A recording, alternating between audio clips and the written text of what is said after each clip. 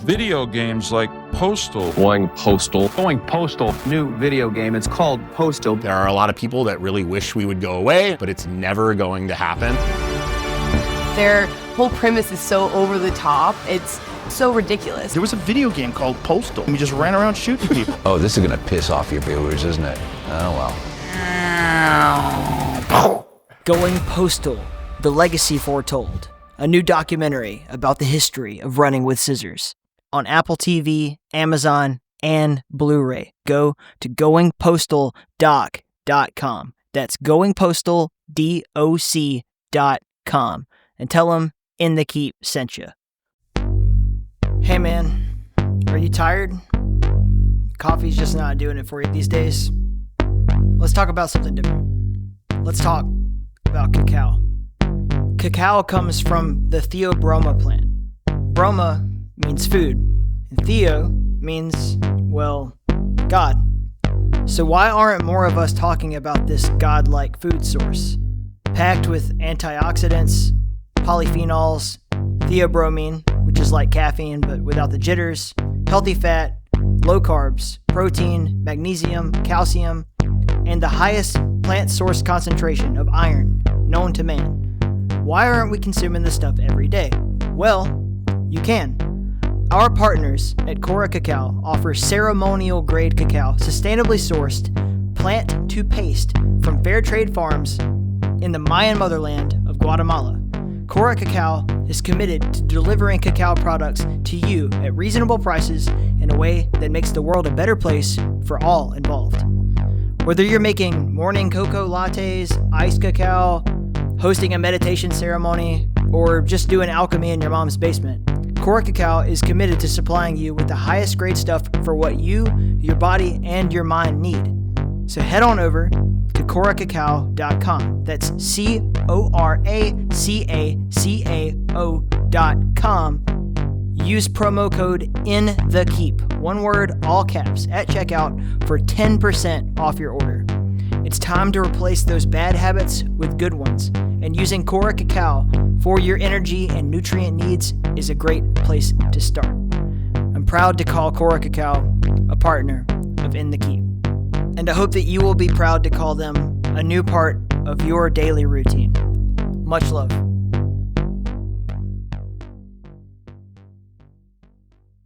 In our research of remote viewing wing capacities, we have learned that when the viewers see something they don't understand, they explain it in ways that make sense to them. For example, to a viewer who has never seen an actual atomic reactor, what they are sensing can be described as a teapot, both of which are hot and cook. We call this analytical overlay, meaning the mind dynamic process of overlaying something unknown or unrecognized or unfamiliar with a mental image which is recognized.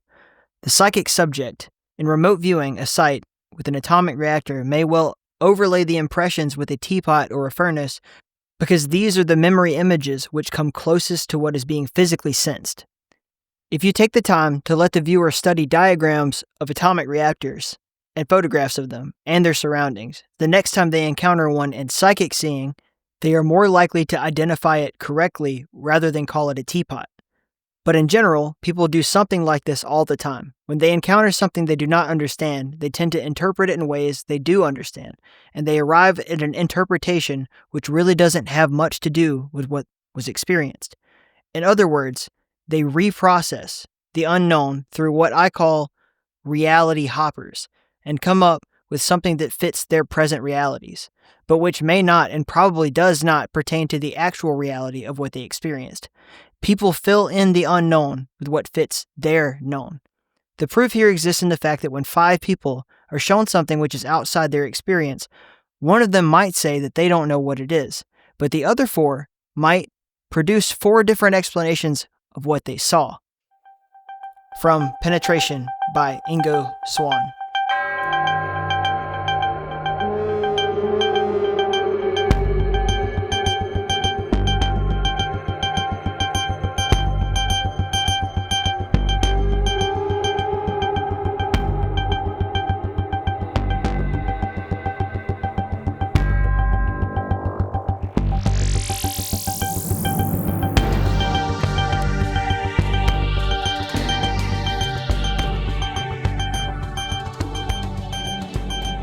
right. So, do you prefer to be called Dr. Solheim or Bruce or? Bruce is fine. Right. A lot of students and my fellow veterans call me Dr. B, Mhm. but you can call me Bruce. That's fine too. Whatever you feel comfortable with. Dr. B sounds like fun, but I may switch back and forth. We'll see. That's fine too. Yeah, Yeah. that's cool. So, I guess right now you're promoting the new book, We Are the Aliens. That is correct, in as much as I can. Yeah, that, and I do. I have some comic books out too. Right. The latest one is Gig Line. Right. They're all interconnected. All the work I do. So comic books are in, well, except for Gig Line, that's autobiographical. But all the Snart comics and Dr. Jekyll, Alien Hunter, they're all fictional, but yet there's real stuff in there. So. It seems to be a really smart way to talk about these subjects. I've known a few like paranormal investigators who do the same thing. Like it's all Yeah.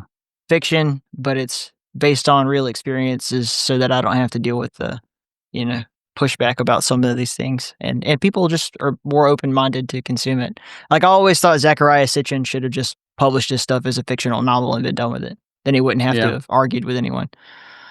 Yeah, I know, I understand, and I do both. I let it all hang out with my nonfiction and also in the fiction too. So people can.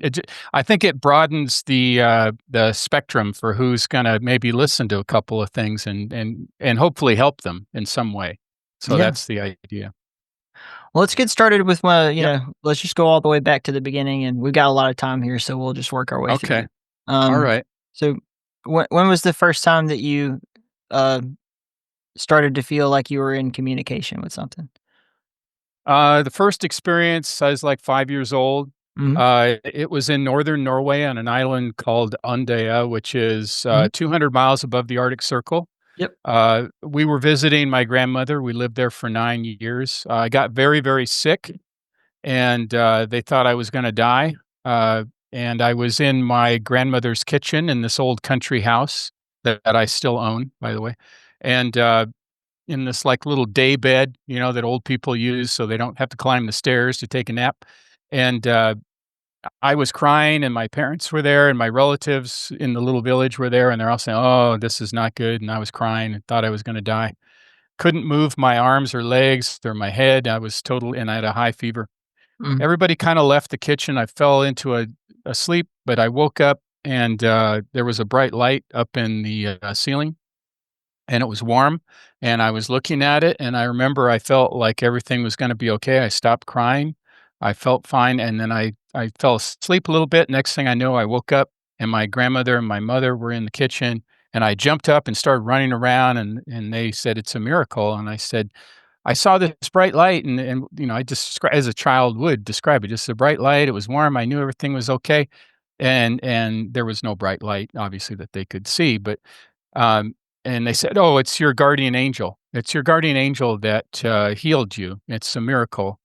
And so I just accepted that, in those religious terms, guardian angel. That's what it was.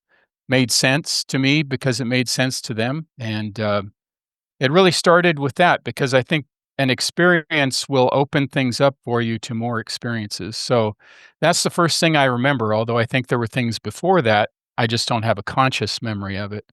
And then things started happening randomly and frequently, paranormal things, everything from hearing the voices of people who've passed on to ghost experiences to telepathy with my mother, who was very psychic. She wasn't a practicing psychic, but she was an amateur psychic, and she read all the ESP books and all that, Yeah. and we used to practice with playing cards, reading each other's thoughts and sending and receiving. And we'd do it until my dad came in the room and he'd tell us to put the cards away. It was foolish, was not right what we were doing. And she'd just wink at me and put the cards away and then do it again when dad wasn't around. So so that was kind of my training. And I remember uh, explaining things to little kids in school when I first started in kindergarten, and they weren't accepting of it. In fact, the teacher told me not to talk about things like that. It was wrong. So I went home, told my mom, and that's my first lesson about it was, yes, it's real, but you have to pick the setting in which to talk about it. and that kind of set things for the rest of my life, kind of why I was more quiet about it, except with certain people. So, Right. but that was the first experience that kind of launched the whole thing. That mother-son bond is really, really strong. It's Yeah. very well documented. I don't know if you've heard the recent podcast, the Telepathy tapes with Kai Dickens. I didn't hear that. Yeah. She's doing some really interesting research on non-speaking autistic children and their Mhm. psychic telepathic bonds with their mothers, with other people Yeah. as well, but just like Yeah. really diving into that full force, and has raised a lot of money to do the research, because that seems to be one of the big things, is that no institution wants to touch this stuff except, behind closed doors, or, black budgets, that kind of thing, but it never gets talked about Exactly. in the public sector. In polite society, right? Right. They're afraid. They're afraid because they know it's real. Well, they know it's real, but they don't want to accept it. They don't want to risk their careers. I mean, I was the same. Mhm. I didn't talk about it because I experienced with my teacher in the military. I didn't talk about it because I didn't want to be ridiculed or lose my security clearance or my flight status when I was a pilot. Right. When I worked at Boeing as a defense contractor, I had a top secret clearance. You can't talk about this stuff, otherwise they're going to put you on a mental hold. Next thing you know, you lose your job. And in academics, they're so stodgy. It's like, you can imagine going through like when I got hired as a professor where I am right now. If they would have, in most interviews, they always say, "Is there anything else or other skills you'd like to mention?" I'm not going to say, "Well, yeah, I can talk to dead people. How's Mhm. that?" You're not going to mention anything like that. So I didn't. I just kept it to myself, documented all my experiences, and it wasn't until 2016 when I had a very profound experience with my friend Gene, who'd passed on uh, like a month before in September of 2016. So in October of 2016, he came to me in a vision, and he said, "Now it's time. The time is right to tell your story, and you should put it. You can write a book, and the book should be called Timeless."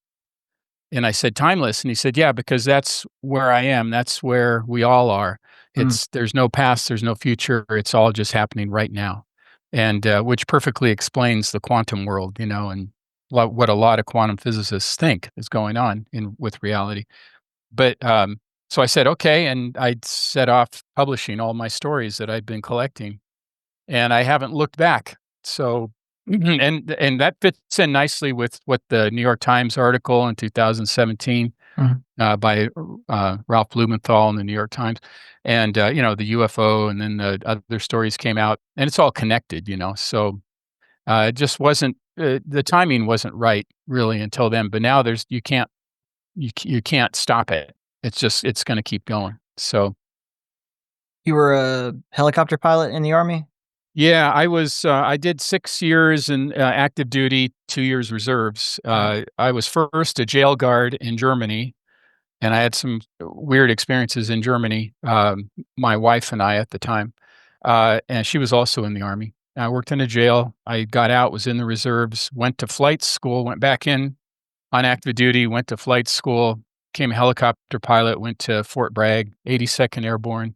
Right. And then I had some weird experiences there too. And then in April of '86, I got out. So yeah, and then as fate would have it, my current wife is a helicopter pilot too. So I've kind of come full circle there. She wasn't in the military. She was like worked for the police and the news and Yeah. tours in Hawaii, and so that's how we first connected. Was she sensed I was a pilot because I knew a lot about aviation. So, and then that's how we hit it off. Yeah, I was the weather forecaster at Davis Monthan Air Force Base for 4 years. Oh, okay. Yeah, so Yeah. I got to work with a lot of Army pilots, a lot of especially helicopters, coming in and out of Yeah. that area, all over the Western United States, because the hub there, the Operational Weather Squadron does, the whole Western CONUS and then South America. So Oh, that's very cool. That's yeah, very cool. Well, you guys are very valuable. I was never good with the radios. Like when my wife Ginger and I we flew cross country. We were delivering a helicopter from here in Southern California to Fort Lauderdale, and I said, I like flying, but I don't like being on the radios because it's like a skill set. She's very good at all the stuff especially in like a complicated airspace like LAX, which is insanely complicated and very dangerous, And, but yeah, I just, I appreciated everything you guys do and the weather folks and, getting the proper weather that will save your life. My eldest son's in the Air Force still. He's been in 25 years. All right. So Yeah. yeah, he's a master sergeant. He's in the reserves now, but he did do active duty. But he's getting ready to retire out of the reserves, and he actually works at a very interesting place at the Air Force Research Laboratory at Wright-Patterson. Yep. He has a very high security clearance. He's a contractor, works on black box stuff that he can't even tell me about. I tease him about it. I said, "Okay, so how are the aliens doing over there?" And he just laughs. Yeah. So it's fun. But yeah, so we're a military family. My brother was in the he was in the Air Force too. I was in the Army, but my dad was in the Norwegian Navy. So it's generational. Was it with you, generational military? I think it skipped a generation. Like I had Oh, okay. my great grandparents were the World War II generation, so all of Right. them, when it served Yeah. either in Germany or Japan, I think on two different sides of the family. And then Yeah. my grandfather's generation, we had like my uncle or great uncle was in the Coast Guard, another one was in the Army, and my grandfather was in the National Guard. Mhm. My dad didn't serve. I don't think he Mhm. could medically, he couldn't go Mhm. into the Army, but then, yeah, I ended up joining the Air Force when I was 20 years old. Yeah. Yeah, I went in to be a linguist, and that didn't work out for me. I still study linguistics, but there was no way, going to the In Monterey? Presidio Monterey. I was there, Defense Language Institute, because when I stopped flying, I went off of flight status, and I said, I don't wanna do this for very personal reasons, but anyway, I got transferred to the Defense Language Institute, was learning Korean, Oh, yeah. and I was gonna go to Fort Huachuca for interrogator school, Oh, yeah. and I said, "Okay, I'm done." I kept having premonitions of what was gonna happen, and I said, "Okay, that's it," and being a warrant officer, I could resign, rather than have to do a tour and, so I got honorably discharged, but I resigned. So kind Yep. of a conscience kind of thing. I realized I wasn't in the right place doing the right thing. So who knows what would have happened had I stayed in? I don't know. So Yeah, I always had a lot of apprehension. I knew I wanted to serve, but I just like at right. the timing. I joined in 2016, and it was like Yeah. ISIS was the thing. So then I got Yeah. sent directly to Iraqi Arabic school, and I was learning to speak Iraqi, knowing full well what was about to happen. Right. And yeah, then I ended up actually washing out of that program. The Air Force was like, "You're really smart. You're just dumb at this. So go do meteorology." I'm like, "Okay, I could do that." That's It wasn't your destiny. It had nothing to do with intelligence. It's exactly what you knew what you needed to do. yeah. And your conscience was pulling at it pulled at me, because I started having visions as a helicopter pilot because I was in I wanted to be a medevac pilot, and I probably would have stayed in had they put me in what I wanted, but they sent me into combat arms. I was in the air cavalry, Mm. I mean, just the most insane guys, great guys, but, their mission is, you know, kill tanks, find the enemy, kill and I just said, "Well, I wanna be taking people out of the battlefield, rescuing them. I don't mind risking my life, but I don't wanna take a life." And I remember a friend of mine said, "You don't belong here, dude. You don't Yep. belong here. You ought to think about that." And that really made me think. Um, and I even had a chaplain say I talked to a chaplain, Army chaplain, and I said, "I'm really having doubts about this. I don't wanna take a life. I wanna rescue a life." And he said, he put his arm around me, he said, "Son, uh, don't worry, you'll be killing godless communists." Yep. And I thought, "No, I don't think so." From what and of course, the Russians were the thing, and I thought, "I think they're pretty religious people. I don't think they're godless." So anyway, it just all of that kinda made me realize that that wasn't the place for me. I'm very pro our military, we need them. My son's in the military, like I said, but, we have to be judicious in our application of power and, use of the military force, and, anyway, that No. goes down a whole philosophical rabbit I hole there, I but I I totally understand 'cause, like, I did the Yeah, same thing. It was like, yeah, I've been told you're gonna be involved directly in the kill chain with these Yes. horrible animals over there. And then the Yeah. first thing I did was read the Quran, and then I was like, Yeah. I don't think so. I don't think that's what this is all Yeah. about. And then I started, because all the teachers are from Iraq. They're telling you what they think, and as I get to know them, I'm like, these are not. I don't think these are bad people. I think that Mhm. those particular bad guys are a bad thing, but we're getting way too involved in this, and yeah, it never set well with me. But Yeah, it's like Nietzsche said, the German philosopher Nietzsche, he said, Mm. "Be careful when fighting monsters, lest you become a monster yourself." correct, yeah. I think I just heard someone say that Yeah. yesterday. It might have been Yeah. Lex Fridman or someone. Always Uh, comes back to me all the time. mm. So, I mean, you said you had some experiences even while you were serving still. Like, was this a consistent thing throughout your younger years? Like, Yes. yeah. It was frequent, random, but frequent. I had no control of it. I still don't claim to have control. I claim I can manage it better. Mm. And, through spirit walks and understanding kind of a little bigger picture as I have more experiences, but very frequent, but random. And sometimes not at good times. Like, the telepathy thing is not handy when you have no management of it because, like, I avoided big parties because I could not stand not only the chatter, the vocal chatter, but the internal. And it's not that you hear people's thoughts; it's you hear their intentions. You feel their intentions, and it was very confusing. And I compare it to an autistic child. The too many sensory stimulations. Yep. And I couldn't stand it. So I would sometimes go screaming out of the room. People, what's wrong with you? And I can't take it. Same And for then me.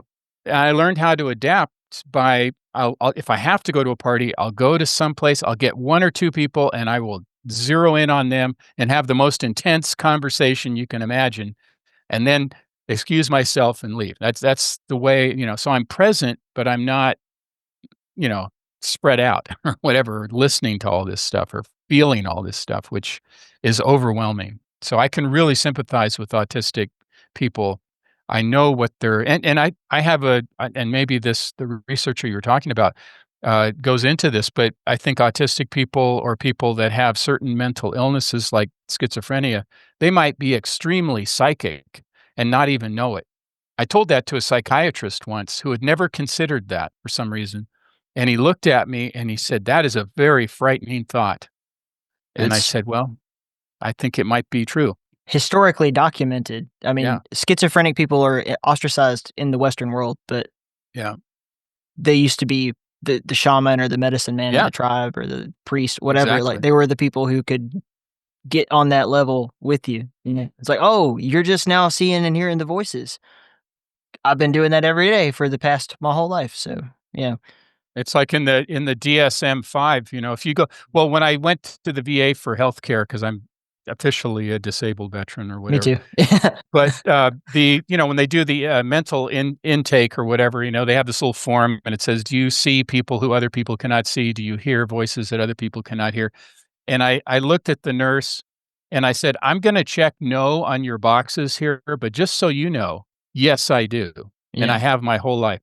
And she looked at me like, What are you talking about?" And I said, "But I'm gonna check no here because, I've been told and I've read the DSM-5. That is the very description of of a schizophrenic. And if you get pigeonholed or boxed into that, you don't know what's gonna happen. I mean, It's you could almost like quickly. Yeah. we're trying to control those people Yes. and keep Yes. them from telling us what they're talking about. I mean, Well, obviously there are people yeah. who get lost in it, but Right. I've always had the mindset of, if anyone were just completely overwhelmed all the time, whether what they're seeing or hearing is true or not, that's a problem. Obviously, that needs to be dealt with. If you're Right. hyper telepathic, hyper psychic, hyper Right. empathetic, which I think Right. is more been my experience, just Mhm. the constant overwhelming nature of being surrounded by other people's Yep. emotions, and like being around someone who's sad or angry, and then you start to pick up on that yourself, and it Mm. takes you down with it.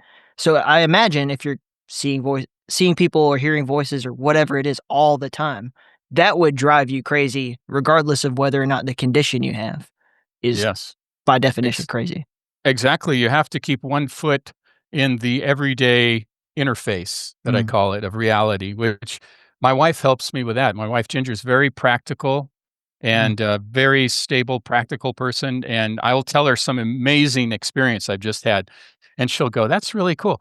But we got to get out there and do this thing or that thing. Something very grounded, and that helps me.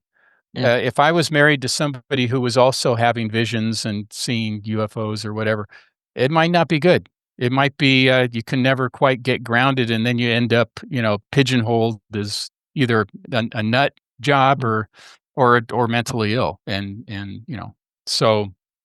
But I agree exactly with what you're saying, and we should value these people and help them, and try to bring them back a little bit to where they can function, and a lot of them they can function, and but I think a lot of the idea of being on the spectrum, Yep. is a term that's used a lot. Whether it's I guess Elon Musk, what does he have? Asperger's, right? Sure. And I know he's not real popular nowadays, but there's a lot of folks who are genius level and who have they are on quote unquote on the spectrum. So yeah, so people have a lot. Everybody has something to offer. It's just trying to find out the modality, the way to get it out there. And More than anything, I think that everyone just deserves to be heard out. Like, yes, if just because what they're saying sounds crazy doesn't mean it's not worth listening to what they have to say. And maybe you need to help them with their reasoning skills. Like that's right. quite a strong possibility. I mean, I have people I talk to all the time who Mhm. are clearly on the genius level, Mhm. 140 plus IQ type folks. And it's just like you're focusing on all the wrong things.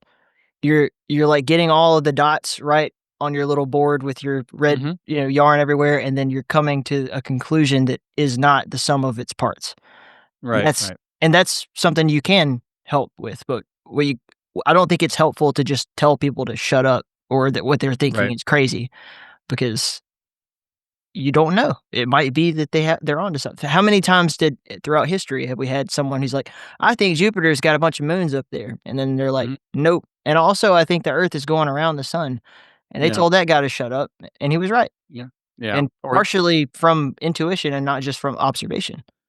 right. I love the line in the movie Oppenheimer Mm. where he's talking to forgot who he was talking to, but anyway, he said, one of the famous physicists, I can't remember who it was. But anyway, in the movie, he goes,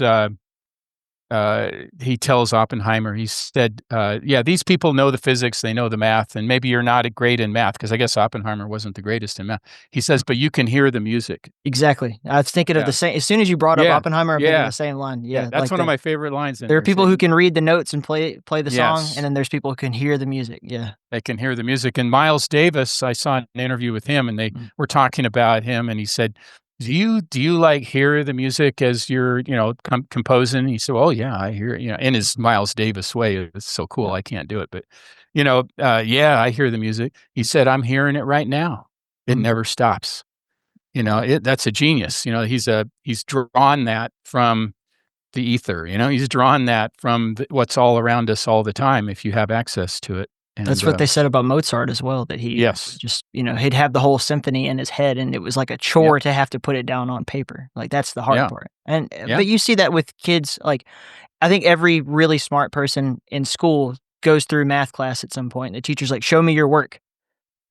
And that the hard part is that I have to prove to you that I had this thought. Like, I had the Yeah. thought. I knew what the right answer was. Yeah. You want me to show you how I got there, I don't think you would understand it, because when I do put it on paper, you tell me it's wrong, even though I'm right.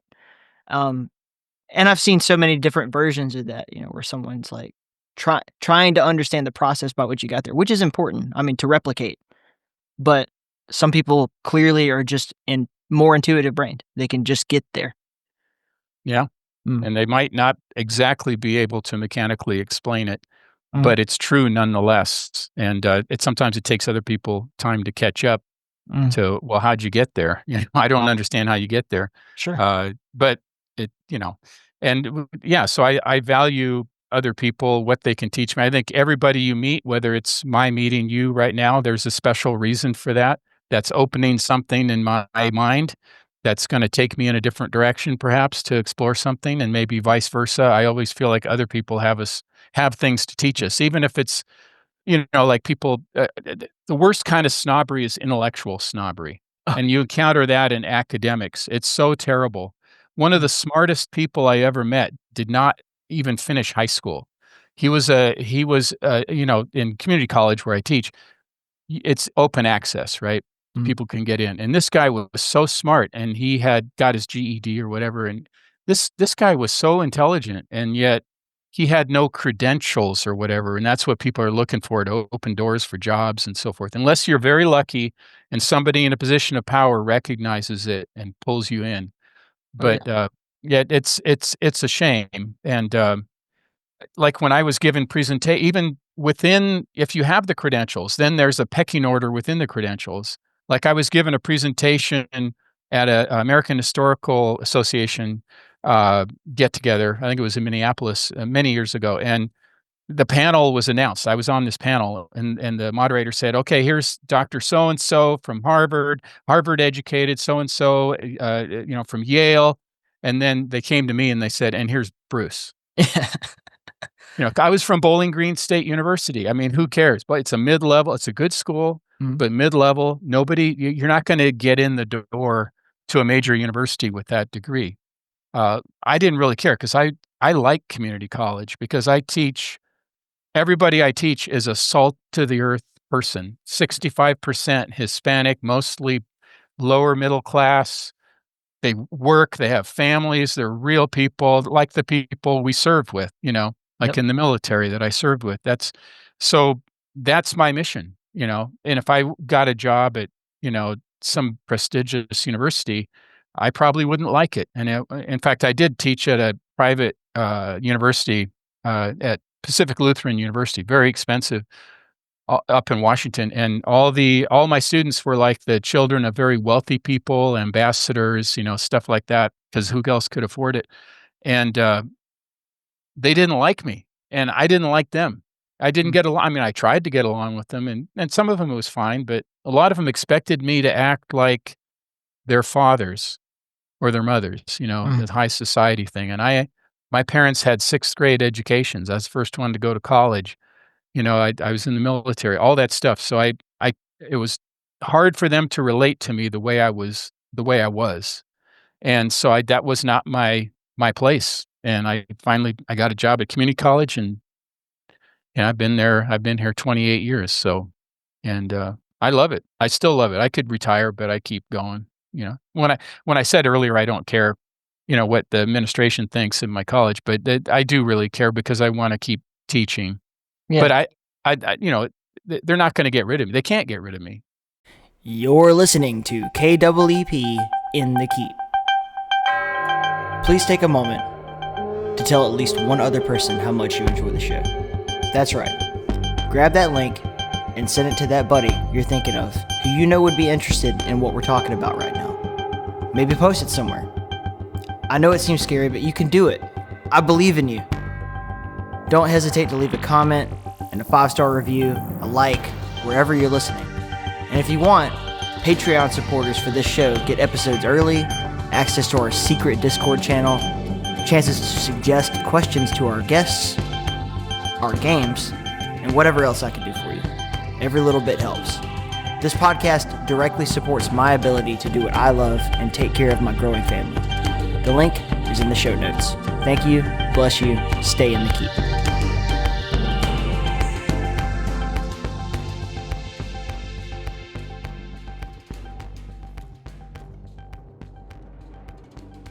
Right. I mean, you work for someone who respects you enough to... Yeah. I mean, they allow me to teach a paranormal personal history course. Sure. That tells you that they're open to what I'm doing. They wouldn't allow it because that has to go through the board of trustees and the president and all that to get approved. Mm-hmm. And it got approved, and I started in 2018 teaching that course, and then there was a break during COVID because all my students said, we need to do it in person. It's an in-person thing. We can't do it online, and which is true. It would be very difficult to do a paranormal course online. But so now we're doing it again, and a lot of the people are still there, and because it's community ed, so it's not for credit. they keep coming back. They'll take it over and over and over again because I change it up, bring in new guest speakers and stuff. But I did get a credit course approved because there is a paranormal course available at UCLA. So I use that to piggyback off of that so I can offer it. So it already has accreditation and stuff, and or it's accredited, and but they're delaying it another year before I can actually offer it. So I can offer it to younger students who need the credit for transfer, as humanities credit or whatever. So yeah, so it's quite a journey. I was going to ask you something about when we were talking about people who think up here and try to get it out there. Have you ever talked to Jack Sarfati, the No. physicist? I Would you haven't. like to talk to him? Yeah, if you could put us in contact, that'd be great. I will. He's a quantum physicist. He he I like Jack, and I've been on a thread with him, like an email thread with him and a number of other people. He is great, and he's kind of outrageous. He's very arrogant, Mhm. but yet he's helpful to understand what's going on, and he has a lot of connections, and I think you would enjoy talking with him. Um, I know you have. Well, you must have some of us. I mean, being in weather and stuff, you must have you have a science background, so that'll help. He has trouble with non-scientists, like, Yeah. like when I throw ideas at him, it's like, you're not a physicist, you're not a scientist. So, but I'm the I same way.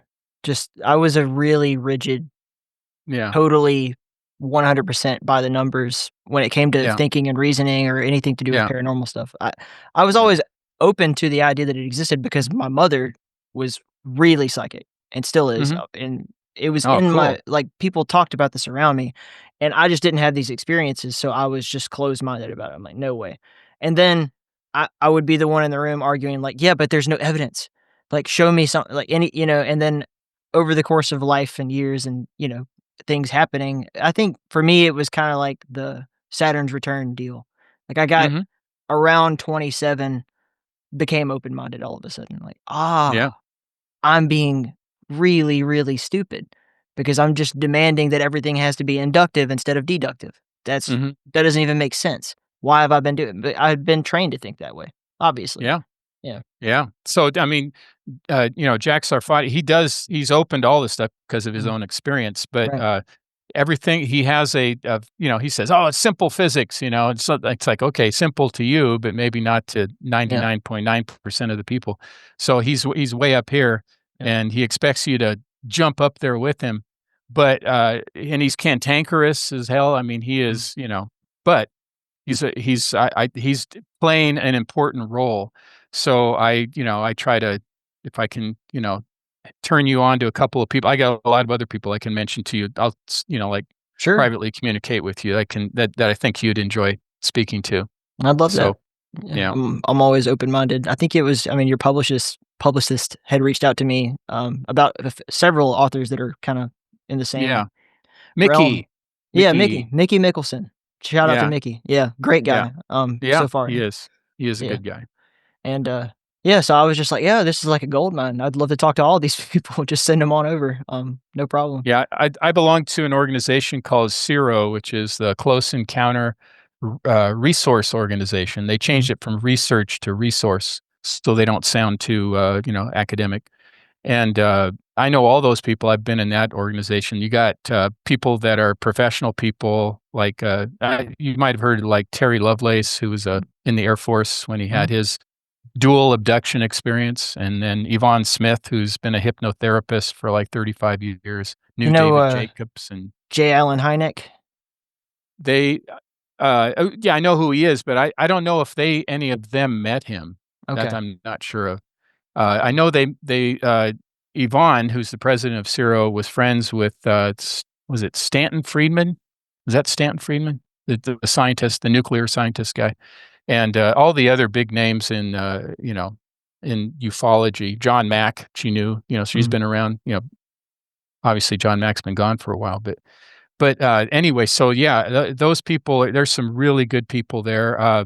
Who's the guy who was at the Air Force Base when the nukes were shut down and he went public with it? He's part of CERO too. Mm.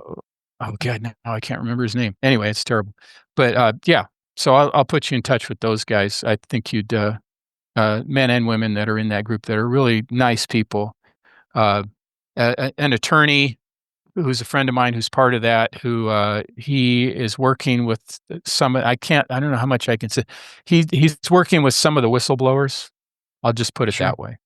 And then I don't know how much he can say. But anyway, so there's some, highly placed people that are doing stuff, but a lot of it's under the radar. And the big push is that, why don't more people, why do the people in power in Washington, don't they want to talk to experiencers? They've been talking to, if you're a pilot or you're a scientist or you're a government person, they'll talk to you. But they don't want to talk to everyday people who've had incredible experiences that are legitimate, that are real. And I think part of it is out of fear. It's like, well, I have a feeling they're monitoring the situation, trying to find out when that's going to happen. But We've been conditioned by the media to think of people who have close encounters as like a hillbilly in bib overalls with a beer in his hand who's like calling into Coast to Coast AM. I seen one just that's what we've been told. And then, over the past couple of decades, I think, and I think a lot of this is, I know too much about the military to believe anything that they say publicly. So I think a lot of the stuff that we're getting on Joe Rogan and whatnot are people who are put there to do a job by military intelligence. I can't prove it. Disinformation and misinformation. Oh, for sure. Yeah. Like the whole idea of, the government doesn't acknowledge that we use remote viewers anymore. That was, it didn't work out, whatever. And you talk to everybody who was, whether it was Lynn Buchanan or any, who's I'm friends with, any of those people, they'll tell you, of course they still do it. Yeah. And I just recently was able to say it. I haven't signed a NDA, and I don't have a security clearance, so I'm free to talk. And that's important for you to know that, since you're military and you understand that. I have a friend of mine who works for one of the agencies, and he's, I can't really say what he does, but anyway, he needed some help. He's in the Middle East, and there was a particular Iranian general. I don't know if you remember this story where the guy, he screwed up and he disappeared for a while, and they were trying to find him. And it was very important for him to find this guy and what was going on. And he said, and he knew what I do, I can communicate and do remote viewing. And he said, could you help me? And I said, sure, I'll help you. He's a friend of mine. So, okay, I'll help. And so I got information, I gave it to him, and it was correct, right? I mean, it was like 95% correct, which is pretty good. Like if you get 95%. If you get 50% correct, that's good. So, and then I said, well, I can help more, but I don't want to help, like I said, I don't want to, target people for assassination or something, but I want to help rescue people. And he said, well, how about the hostages, the ones in Gaza? And I said, yeah, I'd like that whole thing to end. I'd like the innocent people in Gaza to be okay. I want all the hostages released. Yes, I will help. And so he said, okay. And then like 2 weeks later, I got a phone call, and probably know where I'm going with this. I got a phone call, and this person said, my name is so-and-so. And I could tell it was a fake name, because the way they said their name, it wasn't right. That's not how you say, well, that's how you say that name, but you're not saying it with conviction. And they said, we've been told that you can help us. And I said, well, who are you? I said, are you USG? That's what I said, USG. And they said, yes. And I said, okay. And then they suggested we meet so I could give them this information that I had. I told them what it was about. I had grid coordinates, of the location. I had the condition. I had what was going on with them, their medical. I had all that stuff I had drawn down. And I said, I can pass that on. And they said, well, we can meet in this coffee shop nearby where I live. And I said, I don't think it's the right setting for this information, because we don't know who's in that coffee shop. I don't even know who you are. You could be somebody, an agent of disinformation. You could be a foreign agent. I don't know who you are, and you obviously know who I am. And so let's meet in a secure facility. So we met in a skiff, and I think most of your listeners know what that is, but just in case, it's a secure compartmentalized information facility. Okay. Basically, no electronics, no recording devices. Yeah, can't bring your cell phone in or whatever. And it ended up being in an agency building, secure building. So I met them, and there was two of them. I won't tell you which agency, but I can tell you this: one was an agent and one was an officer. So that kind of gives you a clue about who are called agents and who are called officers. The agent had credentials. The officer did not. So that kind of gives you an idea who that was, because they don't show it to anybody. So, and then I spent an hour and a half talking to him, told him everything I had. And then I said, partway through, I said, I hope you guys don't think I'm nuts, because I told him how, the sources and methods that I use. Sure. And which we can get into if you want to. But anyway, so I passed on the information. They said, thank you. And I said, I know you're probably not going to be able to debrief me or whatever, but could you at least send me a note or something, a text or just a thumbs up that, everything went well? And they said, sure. And then I never heard from him again. I tried contacting, that contact's now dead. It's got, I'm sure it was a burner phone or whatever. And then, but 2 weeks after we met, the first American hostage was released. I don't know if I played a part in it. I have no idea if it was, some small piece. As you know, in intelligence, it's all just 1,000 sources of stuff that they piece together in the puzzle, right? Mm-hmm. So 2 weeks later, one hostage was released. That was the older gentleman, Keith Siegel. 4 weeks later, Sagi Dekel Chen, the younger guy, was released. And then recently was Eden Alexander in May. So the three remaining American hostages have been released.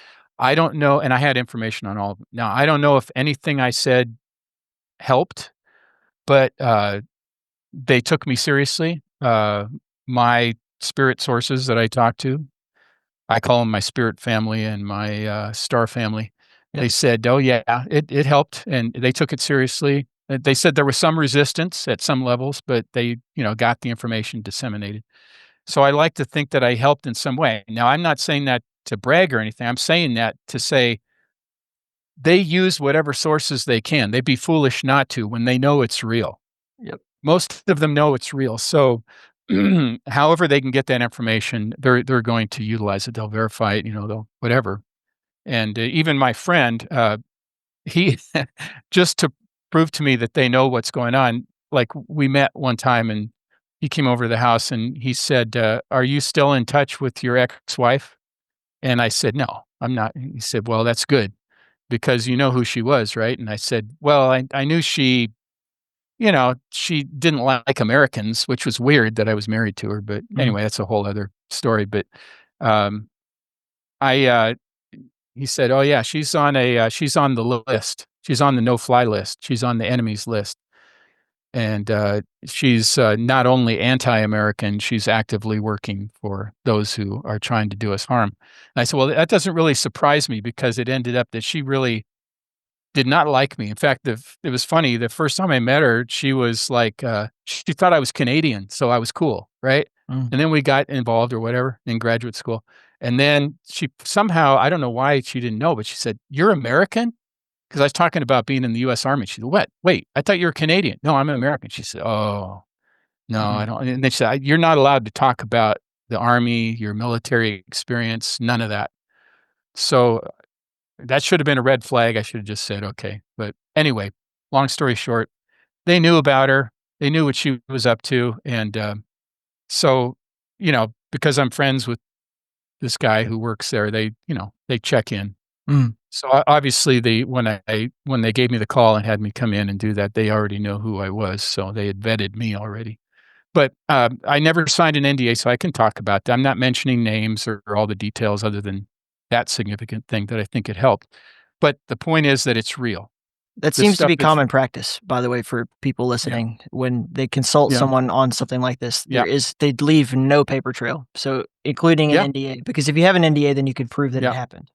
Right. And I do not have anything. And so somebody could say, oh, you're, full of crap or whatever. That didn't happen. Mhm. Okay, fine. You don't have to believe it, but this is what happened. Yeah, so it's real. I make contact with these entities just to get into sources and methods. Sure. If you're interested. Absolutely. I now manage my paranormal activity. I can manage it. I never say control because that assumes some kind of omniscient thing, which obviously I'm just a human being. I have certain gifts. I think everybody has them. Some people, the analogy I use is that everybody can throw a ball. Some people can throw it 90 miles an hour for whatever reason, mechanics of their arm or whatever. So everybody has it. You can train it. You can get more, and if you can. But what I do is I take spirit walks, what I call spirit walks, meditative walks where I get into a meditative state. And I record with my phone everything I see and hear. I'll ask questions. I'll consult an NHI, a non-human intelligence that has been with me my whole life. I call him, well, he calls himself Anzar, which is kind of an interesting historical name because Anzar is the god of rain and water in Morocco with the Amazigh people, the Berber people, I guess they're also called. And anyway, and it's also a name that's very prominent in northern Iran. Yep. But anyway, that's who he calls himself. He is an NHI. That's who I consult, among others. Also, my friend Gene, who I mentioned before, who's been very helpful. He's been extremely helpful. Some relatives, and then every once in a while, a friend of mine will say, "Hey, my uncle passed away. Do you mind trying to contact him?" Oh, sure. I never take money for it. I just do it, because I want to help my friend. And I'm not mad at people who do take money for it, as long as they're legitimate and they're not like reading people and doing side research and all that stuff. There's a lot of tricks, that people can do that aren't real, and so as long as they're legitimate and they're helping people, then that's fine. I don't ever take money for it. I was told not to, and I said that's fine. I'm not going to do it. I just want to help, just like I wanted to help do something to those people who are being held hostage. So it's out of service, and that's why I write the books. As you might guess, hardly anybody makes money off of these paranormal books. Some people do, I guess, not me. Is it enough to pay for the editing services? Maybe, barely, and that's about it. And editing's expensive, so even with a friend of mine who gives me a discount. So it's not to make a fortune.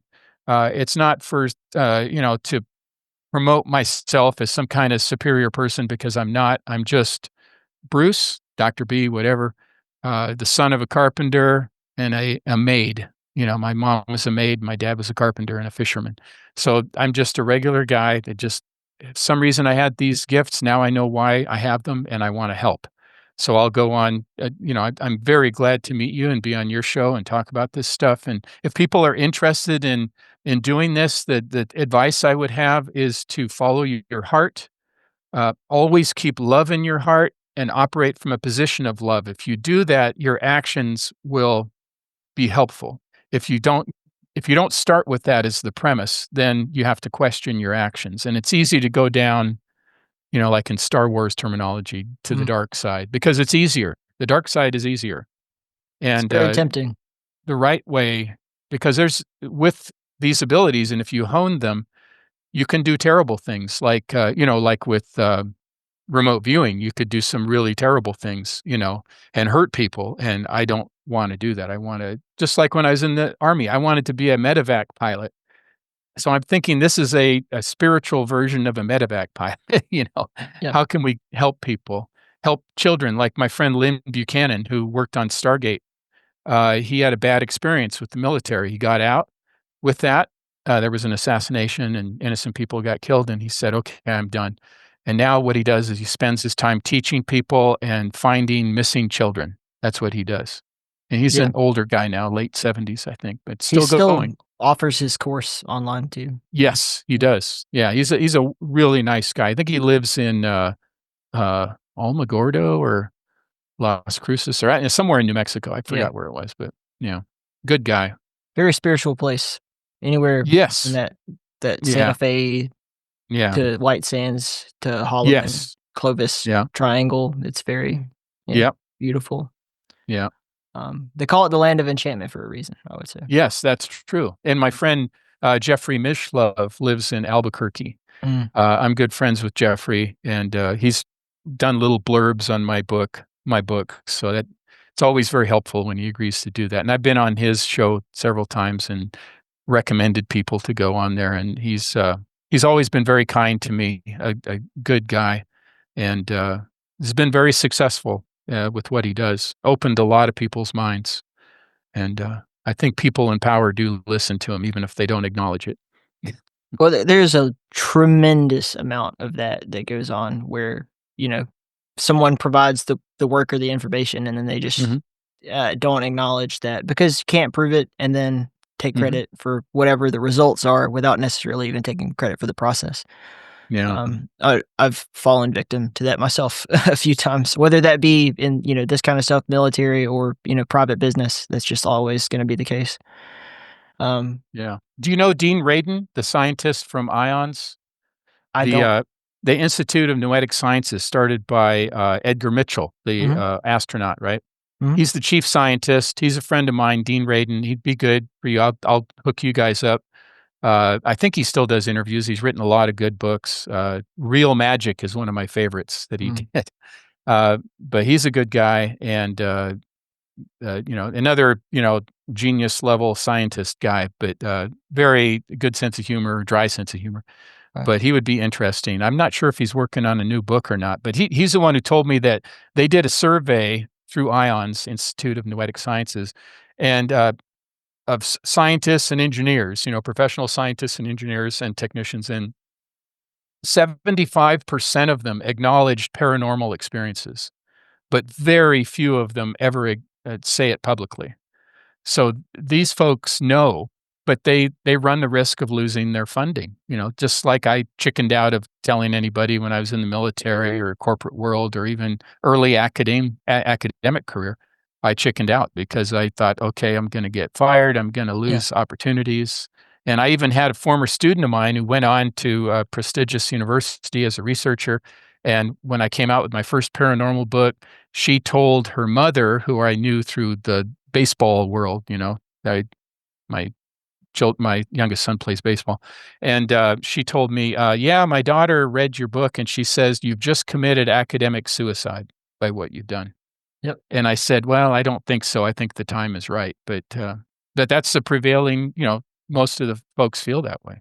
No, I can just attest to this person. I'm far enough removed from it now that I feel comfortable just kind of saying what's on my mind. But one of the biggest lies you'll ever hear in the military is when they tell you, oh, you don't have to worry about your security clearance. Your psychological things happen and mental health is real and we care about it and you don't have to worry about it's not going to affect your security clearance. And that is a bold-faced lie. It's completely untrue.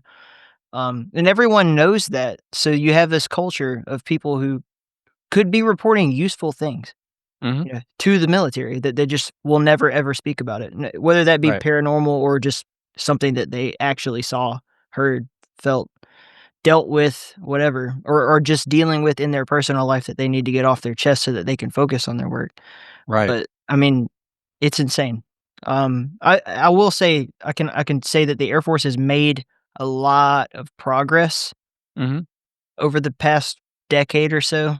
And that, for instance, if you develop a drug problem, used to be that was either we're gonna sweep it under the rug because you're too valuable to us, or you're gone. Absolutely. But now it's if you self-report, that will put you through rehab and get you back. That's good. I'm glad because that's very important that they do that. Yeah, and that they did make a big progress on that in the last while, but still, it's this huge stigma of mental health problems that somehow if you have any kind of mental health problem, even if it's just perceived as that, like what you were talking about, just admitting that you hear voices is gonna remove your ability to do your job, remove your ability to support your family, and then you're out and on your own. And unfortunately, I still think that the TAPS program does not do a good enough job of Oh, yeah. transitioning people. I agree, and that's why in 2007, the former director of the East LA Vet Center, my friend Manuel Martinez, my now wife Ginger, and me started what we call Boots to Books. It's a transition program for veterans because we, at the community college level, we're kind of on the front lines of the return home for a lot of vets because they like to try out community college before they go to a university, so they can get acclimated and. So we started this course, and it was they were coming out of there with very little information, or preparations. So Manny, I thought was great. He called it boot camp for civilian life, Boot camp. because it is as you know, it is a tough transition, and the more you've been in, overseas or in combat or in a cold environment. The harder that transition is, and some people harder than others. I mean, I witnessed what happened to my brother when he came back from Vietnam, and it was devastating. Sure. And he passed away due to Agent Orange exposure and heart conditions and leukemia and all the bad stuff that Agent Orange brought to him. But anyway, he, like so many others, passed away way too early, very ill. And recent veterans too. I think, we know more now, so we can help them more. But still, the military, they have a tendency to use people up and then just discard them when they're no longer useful. And it's really, they're not in the business of healing. We have to do that. Yes. And ancient people knew how to do it. Native Americans, which I know you're probably familiar with their sweat lodge ceremony. That's what all of that was about. Was healing from the warrior, after the battle, Something changed fundamentally in warfare after the First World War. Yeah. I think that combat, face to face, hand to hand, while it is gruesome and horrible, is very different than the kind of psychological trauma that killing or participating in killing someone from a million miles away feels like. Yes. And people do not understand that. And it's hard to complain about because you don't know what to say. In your case, you're talking about, remote viewing to try to help hostages or something like that. Right. Well, let's just say it's, a target or a mission. In my case, it was doing the weather for pilots who are operating in South America and counter narcotics. Right. I use those words in quotes, counter narcotics missions, because I'll never know the truth of that. And then going home at night, not being able to talk about what you did today and thinking about what are the consequences of what I just did. Yeah. What did I just participate in? And not knowing is a lot different than if you are looking an enemy in the eye and you've got to stick a bayonet in his chest. At least you had an intimate relationship with that person. Yeah. It's horrible, but it's also finite. You can grasp that, you can process that. You can go to a shrink and talk about what that was. Yeah. But this whole remote warfare thing is new to us. We're a 200,000-year-old species dealing with this for the first time in the last 100 years.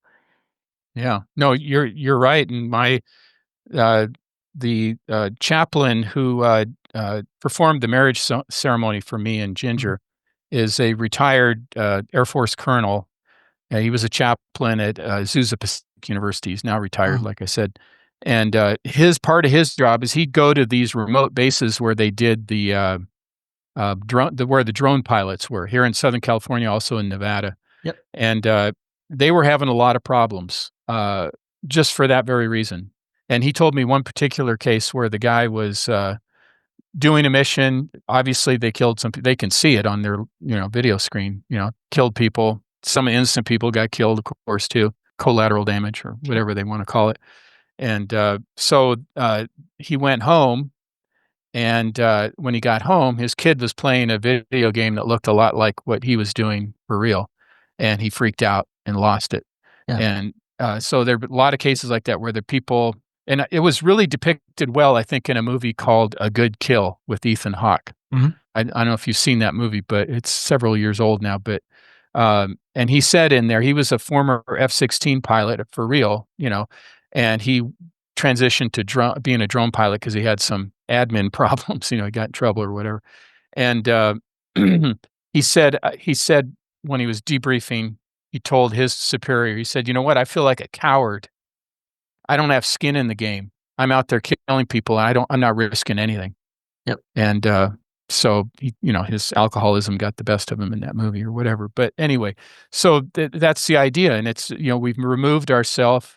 It's like going to the Star Trek level where there's that one episode where people willingly go into this disintegration chamber to keep the war going, but there's no destruction of the buildings. This is where are we heading to that ultimate? I think can't remember the name of the episode, but anyway, it was the original Star Trek. Yep. And they were conducting warfare that way, where they didn't even destroy anything; they just killed people, and it kept a number. The numbers were the same or whatever. It was all simulation. Sure. Yeah, it's like that Black Sabbath song, War Pigs. War Pigs, yeah, exactly. It's just human sacrifice at a mass scale, and it's like how many people do we need to sacrifice to come to an agreement between two people that don't have to be involved in the war? Yeah, and that's exactly what's going on every day. Yep. And being a U.S. historian, basically the history of the U.S. is the history of war. We have been at war ever since the beginning, and we've had very brief time period of peace. We had a little window in 1990 after the Soviet Union collapsed and the East and West Berlin were united, and that song by the Scorpions came out, the winds of change. And it was all so beautiful, and everybody's, oh yeah, the East Berliners, West Berliners hugging and families united and all that. And then Iraq invaded Kuwait that summer. Yep. And then just a physical, a real world manifestation of that. I was in Ohio in graduate school at Bowling Green State University, and I saw a newspaper report that the tank plant, the battle tank plant in Lima, Ohio, was going to shut down because of the peace dividend, right? They didn't need the tanks anymore. And so everybody was, thousands of jobs are at stake, tens of thousands of jobs. And then after Iraq invaded Kuwait, things geared up again. The announcement, a very small announcement, the tank plant will remain open. And it has ever since. And so we had that brief window where it looks like, and that's the worst thing that can happen to the defense industry, is peace to break out. And people always say, hey, our government's working towards peace. They're not working towards peace. They might say they're working towards peace, but the power that any government has over its people resides in its war powers to keep a perpetual state of war, which Eisenhower warned us about with the military-industrial complex. I know people mention that and they go, Eisenhower or whatever, 1961. He warned us about it, and it came to pass, exactly what he said. And he's been, said, he was just a senile old man when he said it. He didn't know what he's talking about. Excuse me, the guy was a 5-star general. He was Supreme Allied Commander. Did he know anything about the defense industry? I think so. He was a conservative, Republican, pro-business guy. Why would he say it? It seems so out of character why he would have said that. And it's because at that point, he didn't really care. He was going to tell the truth. Maybe the real truth for the first time. Who knows? And I've always paid attention to that. And anyway, so I always bring that up with my students and have them think about it. Like, how would you know if what he said has come to pass? And they always get stunned. They're like, wait a second, how, yeah, I'm only like 18 years old. How, 19, 20, whatever, how would I know? And then there's always one guy in the back who's never paid attention the whole class, but suddenly looks up from his phone or whatever. And which is cool. I don't police all that stuff. I'm just glad they're there because they are listening. Because I know, because there's always the one guy in the back who I don't think is listening. He is listening. He goes, we would be constantly at war. And I said, yeah, exactly. And then everybody else starts, oh yeah, well okay. So, and that's the other thing with I hear people in my generation, and older, talking about the younger generation. Oh, they're lost. They don't know what's going on. They're spoiled. They're this, they're that. Well, look what young people have inherited. Yeah. And I always tell them, I end the class every semester. I'm coming to the end now. And I show a picture of the U.S. flag all faded, just faded. I said, who can restore the vibrancy of this, not just this country, but the promise of freedom and liberty for the whole world. Who can do it? Your generation can do it. You're poised to be able to do it. We're at the precipice to be able to do it. And I said, but you got to face the challenge. We've left you a hell of a mess. My generation, the one before, has left you a hell of a mess. So you don't really have a choice, because if you don't, everything's going to collapse. So you have to rise to the occasion. And I think you're uniquely qualified to do it if you accept the challenge and embrace what you really have to do. And it's not going to be easy. And, like I said, I wish I could give you some rah, everything's going to be okay. It's not, unless you can face this challenge successfully. And you will be the greatest generation, whatever that means. That's you will be that. But you have to take this challenge. And then I say, good luck. What else can I do? Because I'm not in a position to do much about it anymore, really. I can encourage people, young people, and that's what I try to do. But I think it's unfair, and it's true of every generation. The older generation, they don't know what they're doing. But then, hey, you have to do better than that as older people. The big trick with older people, and I teach them this too, is that you ever wonder why only young people fight wars? Why do we ask when we draft? Why do we only draft 18 to 24? And they go, because we're more physically fit. And I said, well, yeah, partly. This, that. Yeah. Okay. It's all true. But the real reason is because you have a feeling of invincibility. Yeah. You don't think you can die. Most of you don't think you can die yet. You don't feel it yet. As you get older, you begin to get closer to it. You feel it, and you become more cautious. So you're not going to question, you haven't been in the military. No, when you're very young, you get in the military, you just do what you're told. Go take that hill. Yeah, sure, whatever. You get a bunch of 40-year-olds in a platoon, and the lieutenant says, go take that hill. You're going to get somebody say, I don't know, we haven't had breakfast yet. Yeah, my knee hurts, my back hurts. And then they'll say, well, let's talk about it. Have you really thought it out? What is up that hill? And we really know what's up there?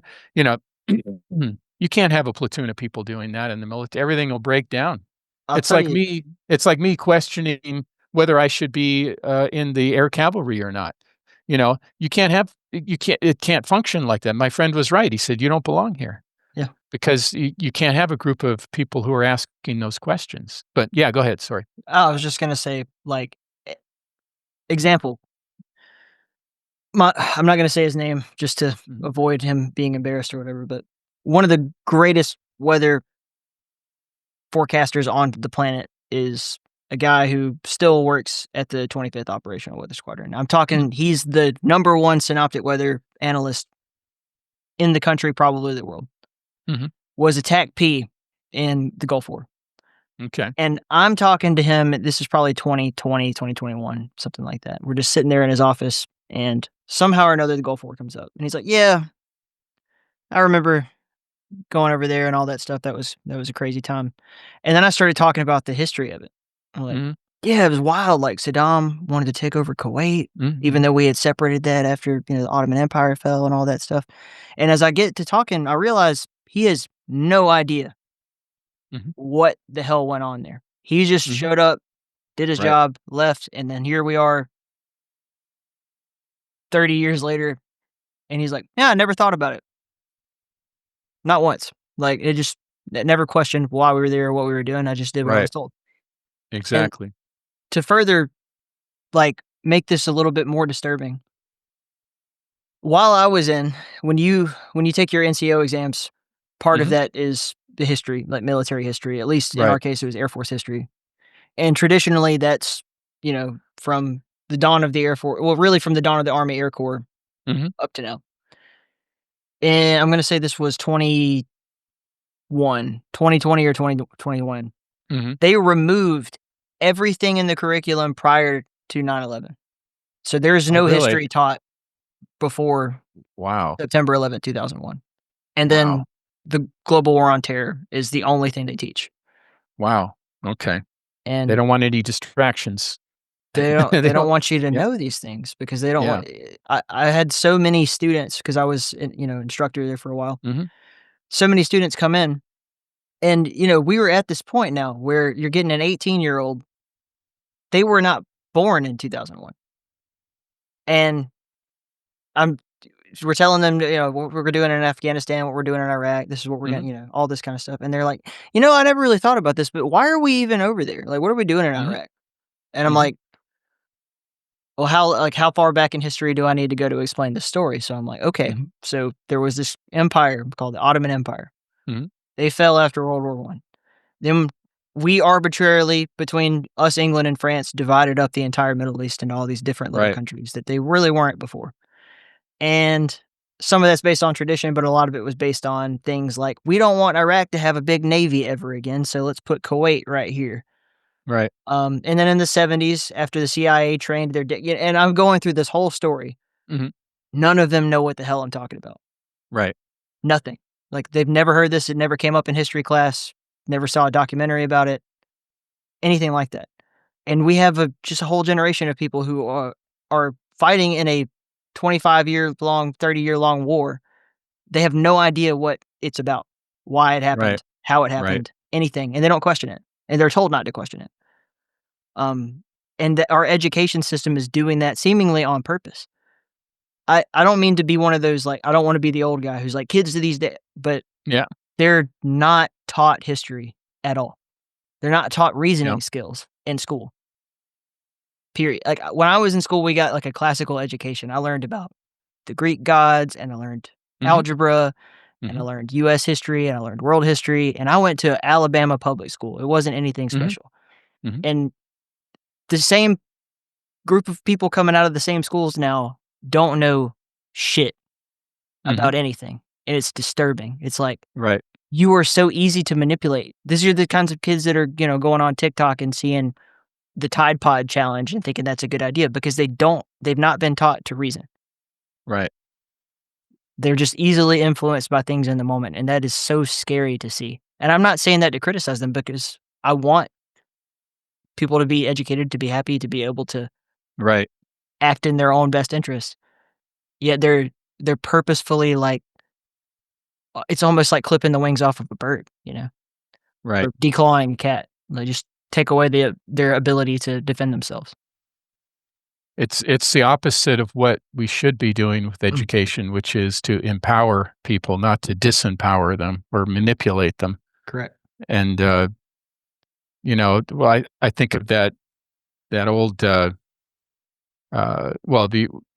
what was it? The first hit, the big hit for Nirvana. I'm from Seattle, so I was thinking Nirvana. But and Kurt Cobain's father was actually a Vietnam vet, which is kind of interesting when you look at some of the lyrics of the songs. Rooster, yeah, and the Rooster, and REM's Orange Crush. His dad was a helicopter pilot in Vietnam, and they're talking about Agent Orange.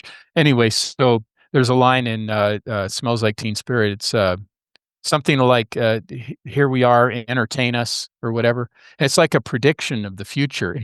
It's like, this is what it is. I mean, all this stuff is like entertainment it's not making people smarter.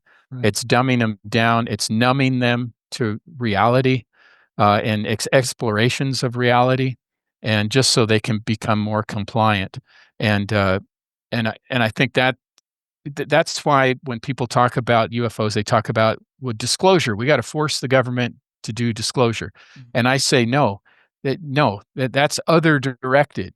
That's what they used to call in the 50s. They'd say other directed and inner directed.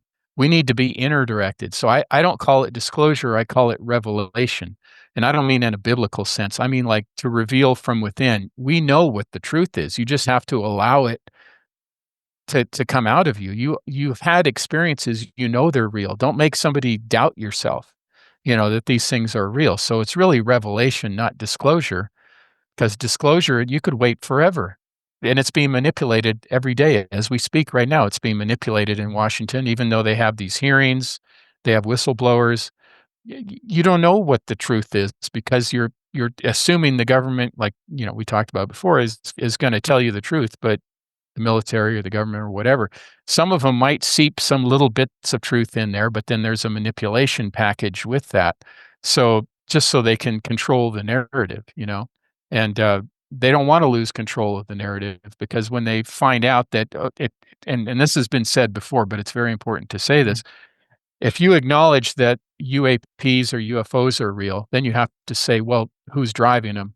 Mm. And then if you say, how are they driving them? How are they controlling them when they're doing these incredible things? Because they have to, it's all anti-gravity, and it's also they're using telepathy. They're using their mental powers. They're using, then you have to admit that telepathy's real, telekinesis or psychokinesis is real, all the paranormal stuff is real. Or as my friend Gene said when I asked him all these direct questions, he said, Bruce, I'll save you the time. It's all real. Yep. It's all real.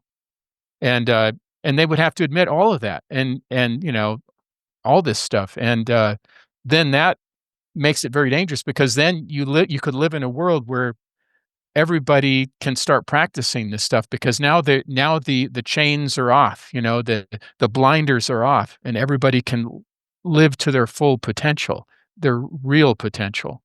And as a lot of ancient people did, if you can still like go to Australia and talk to Aborigines, and they'll talk about dream time, which is really the quantum world, where there's no past, there's no future. It's all happening right now. Or even certain Native American tribes, same thing. A lot of indigenous people still hold these ideas. They're so they're grounded to the earth and understand, but they also understand the connection to the cosmos. That's why they call them star people or star family or whatever. And all their origin stories haven't, that kind of cosmic connection, and the governments that wants to control us doesn't want us to know how powerful we are as human beings, and how much potential we have, and how wonderful we can be, and because they want to control that. And it's not just them. I have to enter in the NHI here, where what I've been told from Anzar, my NHI connection, is that this is a struggle between control versus free will. It really comes down to that. It's not good guys and bad guys. It's control versus free will. And there are human counterparts. There are NHI involved. There's, extraterrestrial, whatever you want to call them, that line up. Some of them want to control humanity for their own reasons. And they have human confederates, humans that help, with that. Yep. Government people. And then you have those who, ETs and NHIs, who want us to have free will, with like guardrails on certain things. Like they don't want us to blow up the planet and all that stuff. But they want us to have free will. So, and it's a struggle between free will and control. And when you think about it historically, like you're talking about understanding history, you can go back to Plato, and Plato said that man cannot live without freedom or authority. You have to find the balance between the two. And that's the tough part, is finding the balance. Because you can't have chaos, and you need free will, but you also can't have anarchy or chaos, reigning, and, dog eat dog kind of thing. So finding that balance is very difficult, very difficult. You're listening to KEEP in the Keep. If you love this show and you love supporting indie video games, please take a moment to check out In the Keep's upcoming Stellar Valkyrie. Built in the GZ Doom engine, this retro first-person shooter puts you in the universe of space bird bounty hunter Falco, who is on a mission to save his ex-girlfriend from the evil Black Star cult. Just type birdgame.space, that's BIRD game.space into your browser. Hit enter, smash the wishlist button, and stay tuned.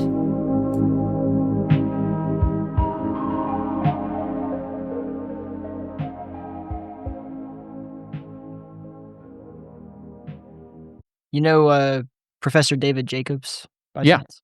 Okay. Yeah. Well, I don't know him, but I know of him. Yeah. Yeah. So he was, at least in my world, kind of the first person that I heard talking about the alien human hybrid idea, right? Where like there are those among us who appear like us, but have been tampered with, or are agents of our alien overlords, so to speak. Right.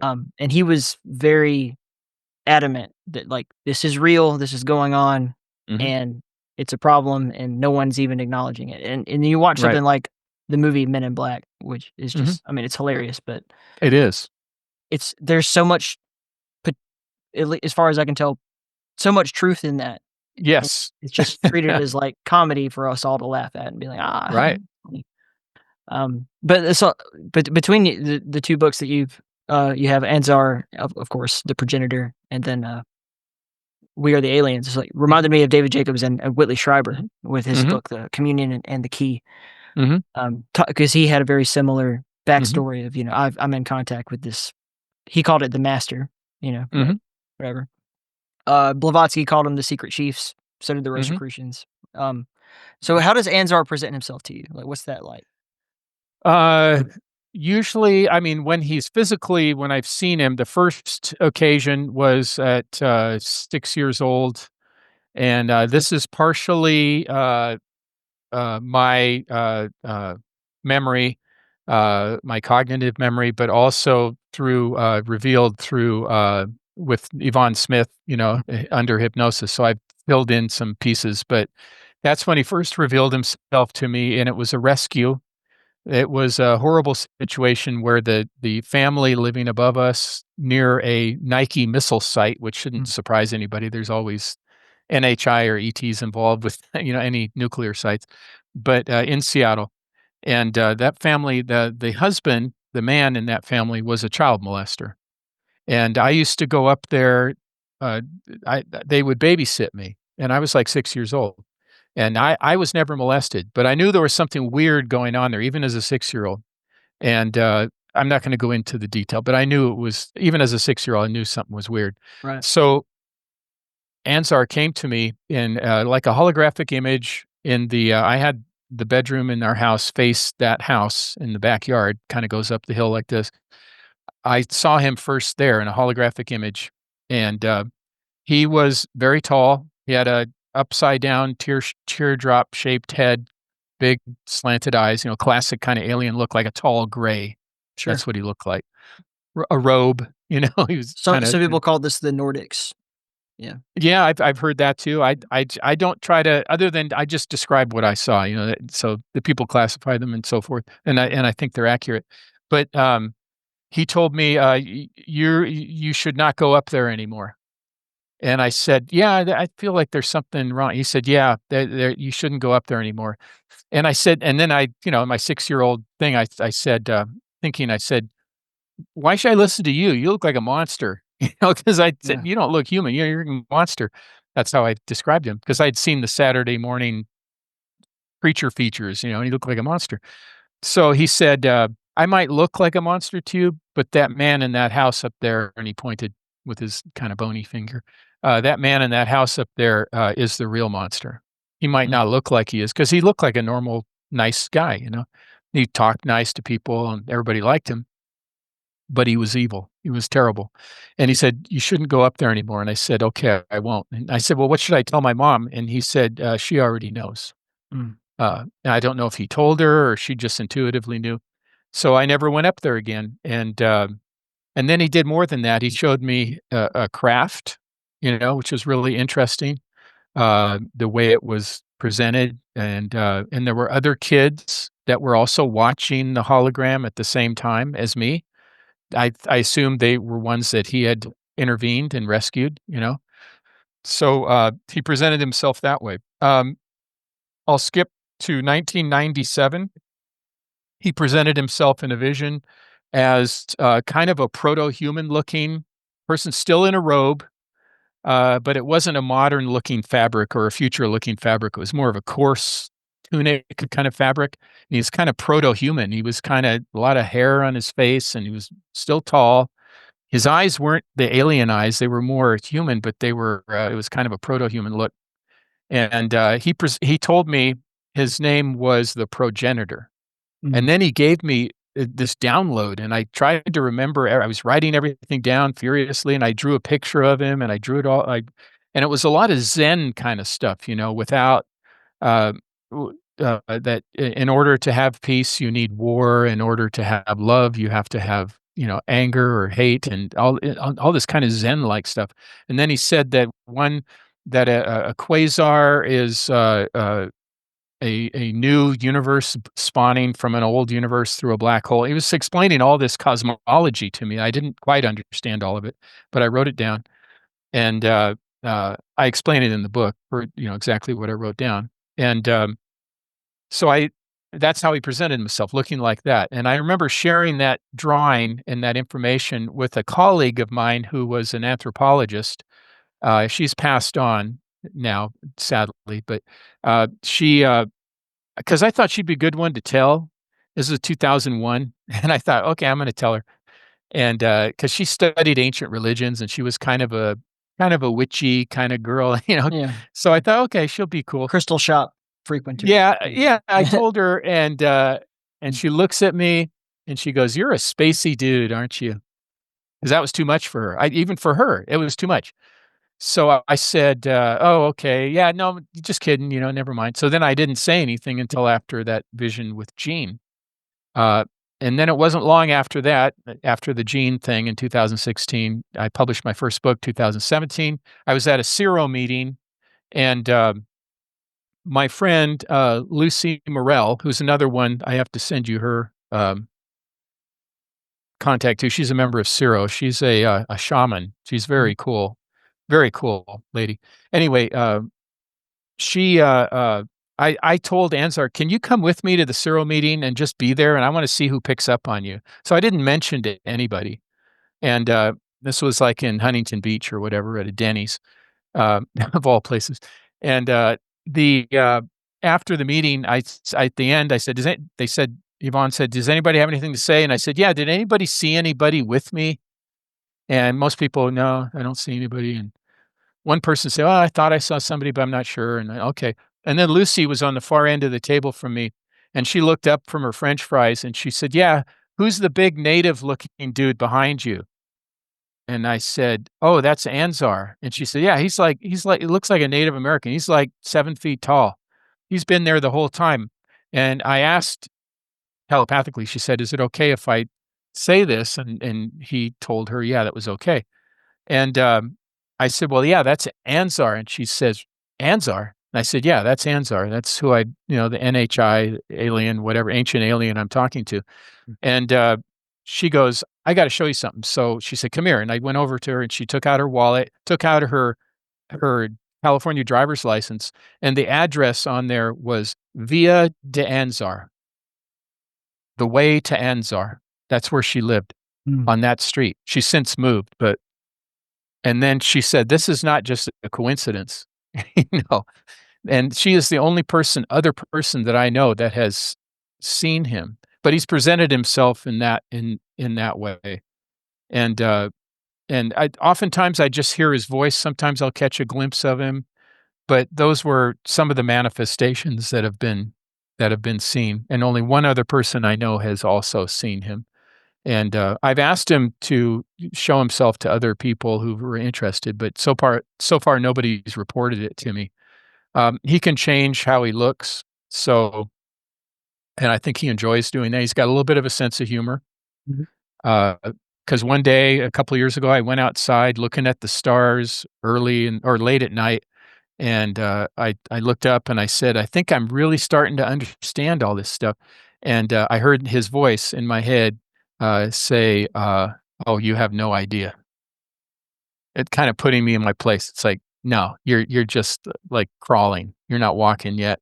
You're not even really moving. You're like an amoeba here. You got a long ways to go," which I think I do.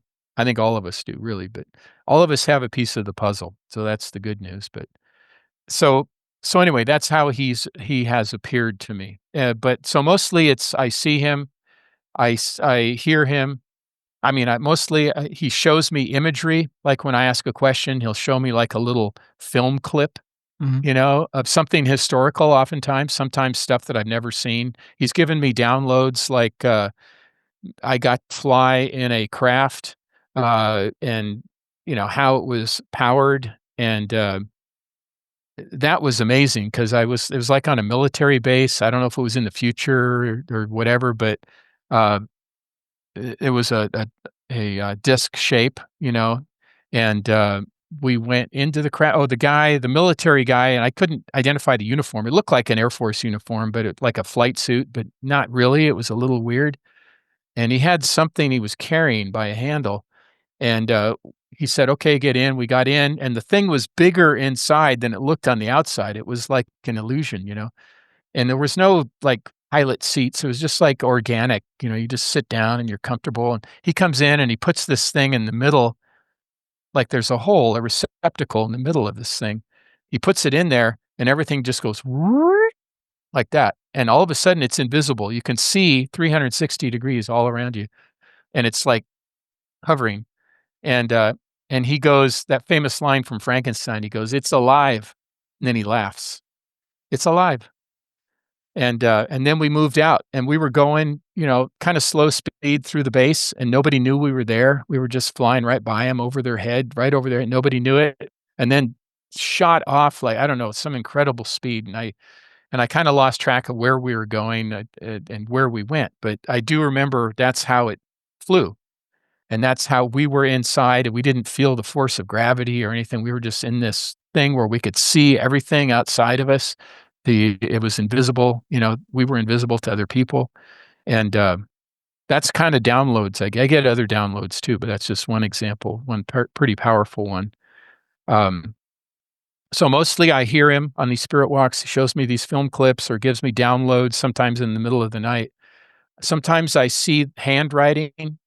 Oftentimes I hear the voice and I see, and it's always in cursive, which I think is interesting, or it looks to me like cursive, and it's always in golden letters for some reason. Like I'll ask a question, is this true? And then I'll see in cursive, yes.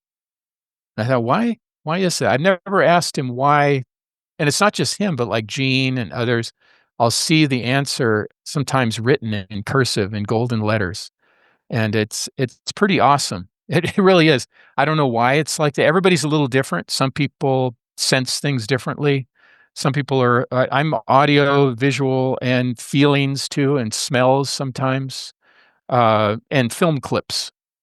And sometimes I physically will see him in a kind of a holographic state, So those are the combinations of ways that I contact him. But I contact him on a regular basis now it's about a couple times a month, maybe every 2 weeks, I'll do a spirit walk. They're exhausting, so I can't do them all the time. I mean, I only spend about 10 minutes doing them, but it's like I've been drained for an hour. I mean, it's, and I record everything because the first few times I did them, I didn't record it, and then I could only remember part of it because you're in a meditative state, so. And I can't do sitting meditation. That's why I have to walk. And I walk in a very special place where I live here. It's up they call it Valley Center. And it goes up towards the San Gabriel Mountains. It's kind of a steeper hill. And it's right by a wash. And at the base of the hill, at the base where I start walking, is not surprisingly, is a Freemason lodge. And I just thought, they don't just put those things anywhere because they do a lot of ritual magic and stuff. So they put it there because they knew this was an ancient medicine road. And that's what Anzar told me. Oh, yeah, this is Native Americans use this. That's how they walked up into the mountains to go through the pass. And so animals go there. The ancient Native Americans that were here went there. It's a medicine road. So that's where the signal is the clearest. Although I can get a signal here, I can contact him here. But that's always better for me to get in the meditative state and go on that walk and then record it. So anyway, that's, and I can do remote viewing with his assistance. Some people, like Lynn Buchanan, they have all these coordinate remote viewing, all these protocols that the military uses and that's cool. Mine is very organic. I always use Anzar to help me. That's why I call it assisted remote viewing. So he helps me. And it's always what's going on right now or what has happened, or whatever in the timeline that we use, the linear timeline. To them, it doesn't matter. But, and then I ask about future events, and he always says, well, you don't know which timeline you're going to be on. So there's a high probability that this is going to happen, that's going to happen. But remember, predictions can be wrong, but preparations are never wrong. That's what he always tells me when we talk about my timeline and the narrative that I'm on, that I might end up in a timeline where that's true, but there might be another one where that doesn't happen. So it's always tricky with predictions, But as far as remote viewing of what's going on right now, like with the hostages, I saw what they were seeing. I saw the room they were in. I looked at a map and my finger pointed right to where they were. I found out the coordinates. I knew what was going on with their guards, what they were saying, what they were thinking, how they were being treated in great graphic detail. I mean, more than, I should probably share, but you can imagine what it was like for these folks. And it was horrific. I mean, it was horrific. And they're definitely going to be traumatized forever, from what has happened to them. But then again, the innocent people caught in the middle of this are also traumatized or dead. So it's as there's a Ken Burns Vietnam series that I like, and I use it for my Vietnam class. There's this North Great Vietnamese soundtrack. 9 Inch Nails. Yes, Yeah. yes, and this North Vietnamese soldier at the beginning, they say the only people that argue about who wins or loses a war are people who are not involved in it, physically involved in it. He said, in war, there is no winner. It's just destruction. That's all it is. And that's coming from our enemy, right? Our supposed enemy. Yeah. And what's interesting, and I always make note of this, is that our Vietnam vets, my brother's generation, they go to Vietnam, and I never got a chance to take my brother there. I think that would have helped him if we could have done it, heal, but to see it in a more peaceful setting. But anyway, they go there, and they always end up in some village where their buddies died or whatever. And then the people in the village are very nice, they're friendly, and they say, "Oh, well, we have a great-grandfather that's still he remembers." So they'll get them together. And these guys embrace, they have tea, they have food together. They're like friends, even though they were trying to kill each other. And I said, I told Jeffrey Mishlove this when I interviewed him. We interviewed last time. And I said, wouldn't it be great if we could get from to that point without going through the killing? Mhm. What if we could realize we are brothers, we are sisters, we are relatives, and skip that part? Because who really gains from that? Not us. None of us gain from that, all the killing and destruction. Why can't we, if we can be friends, then why can't we, and we could have been friends before, why can't we skip that middle part? And that's what we have to figure out, and how we're being manipulated. And that being said, I'm not unrealistic. I know what we're up against in the world. Obviously, you have to defend yourself. You have to defend your family, your loved ones. And there are people doing bad things out there. But I always think of that. If they can be friends, then it's like in World War I, which I know you're a great student of history because of what you've already brought up. I know you understand. Yeah. Like in World War I, the Christmas truce, between the Germans and the British. Yep. The German guys started singing Stille Nacht, Silent Night, and the British started singing it. Next thing you know, they were out in no man's land, sharing coffee and treats and singing together. And then they went back, and then the generals found out on both sides what had happened, and they transferred those troops out and put new troops in who didn't know this connection. And that points to a fact that if as President Johnson said in Vietnam, and he's had a lot of problems in history, but he did say that war is having to kill a man you don't even know well enough to hate, but you're taught to hate them and you're taught to kill them. And what if we can go from point A to point Z without going through those intermediary steps, And I know you know what I'm talking about. I haven't been in the military, but a lot of people, my students who are in my history class, they need to understand that there is hope. There are glimpses of how we could do it, but the powers that be, they or whatever, interfere. Whether it's the generals or the politicians or whatever, they got to keep us in this perpetual state of war. Yeah. And it's absolutely awful. It can bring me to tears if I really let it. And I'm not going to let it right now. I'll cry about it later. But you know what I'm talking about. I do. One of Yeah. I mean, I could say this about several different nationalities, but Yeah. one day I'm walking down the street, pissed drunk in Denmark with my Mhm. friend, who had just left Russia to move there.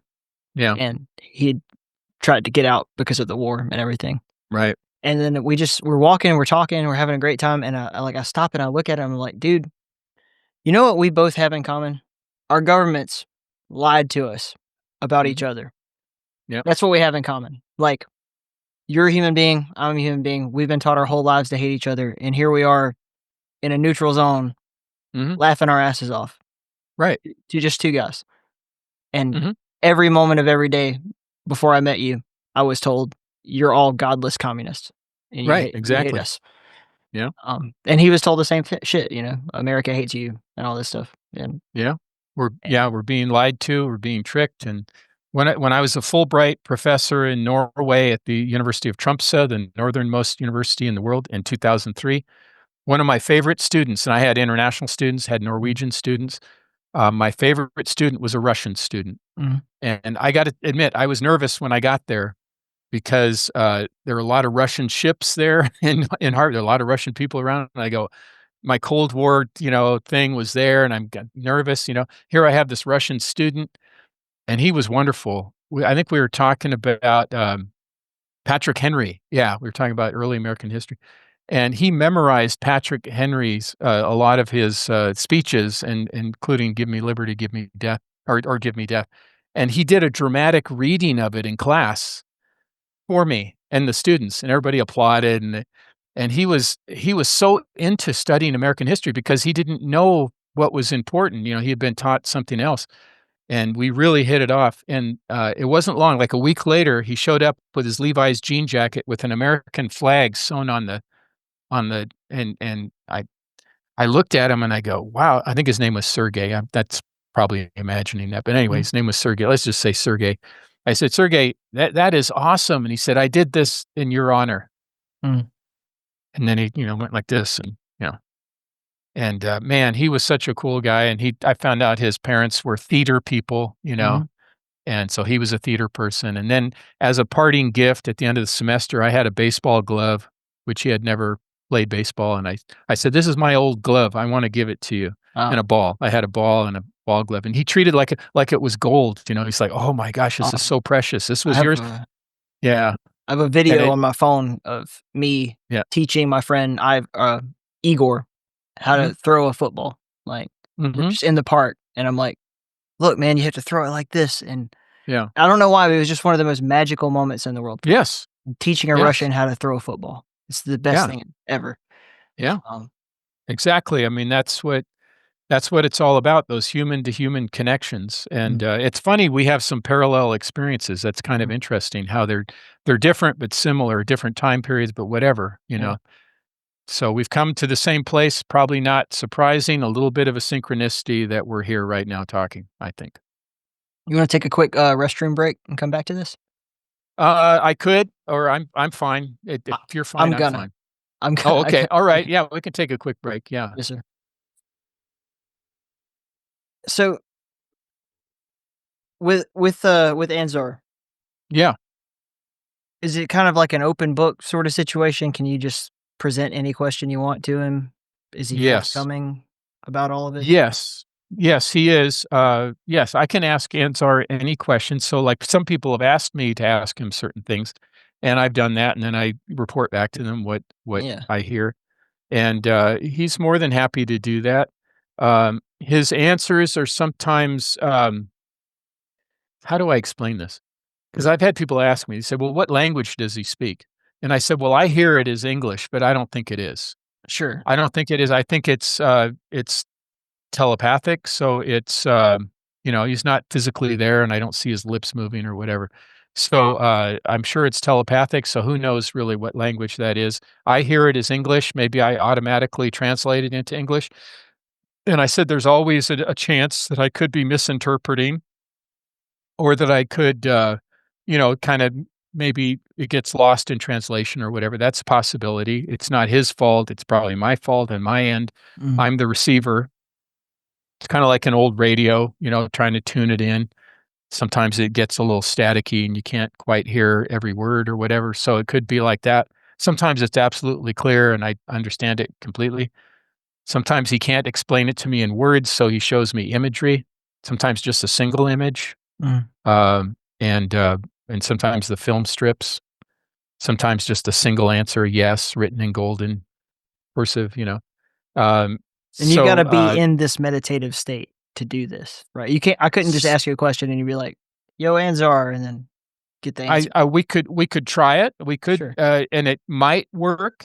Sometimes I get downloads in the middle of the night, or when I'm just doing something else. All of a sudden, I'll like feel it, hear it, or just sense it that he's just told me something, and then I quickly go and write it down so I don't forget Right. because I'm moving on with my day. So it can come in many different forms, and uh, and he can assist me. I always think that it's not, when I do have like telepathy or a telekinetic thing or whatever. I don't think it's me. I think it's him always helping me. I just feel like I Mm. think everybody has somebody that's helping them. And um, like for instance, I was on an interview, and these people, unlike us, we really it's a nice, very nice conversation. There was kind of a little bit of hostility in the in this podcast, and there was this one lady. There was like three of them, and one of them, the lady, was really kind of quiet, and then whenever she said anything, it was always very negative and debunker-ish. Yeah. And at one point, she says, "I think this is a bunch of BS." And I go, "Oh, okay. Well, everybody's Cool. entitled to their opinion." And she said, and she held up one of those Zener cards, Mm.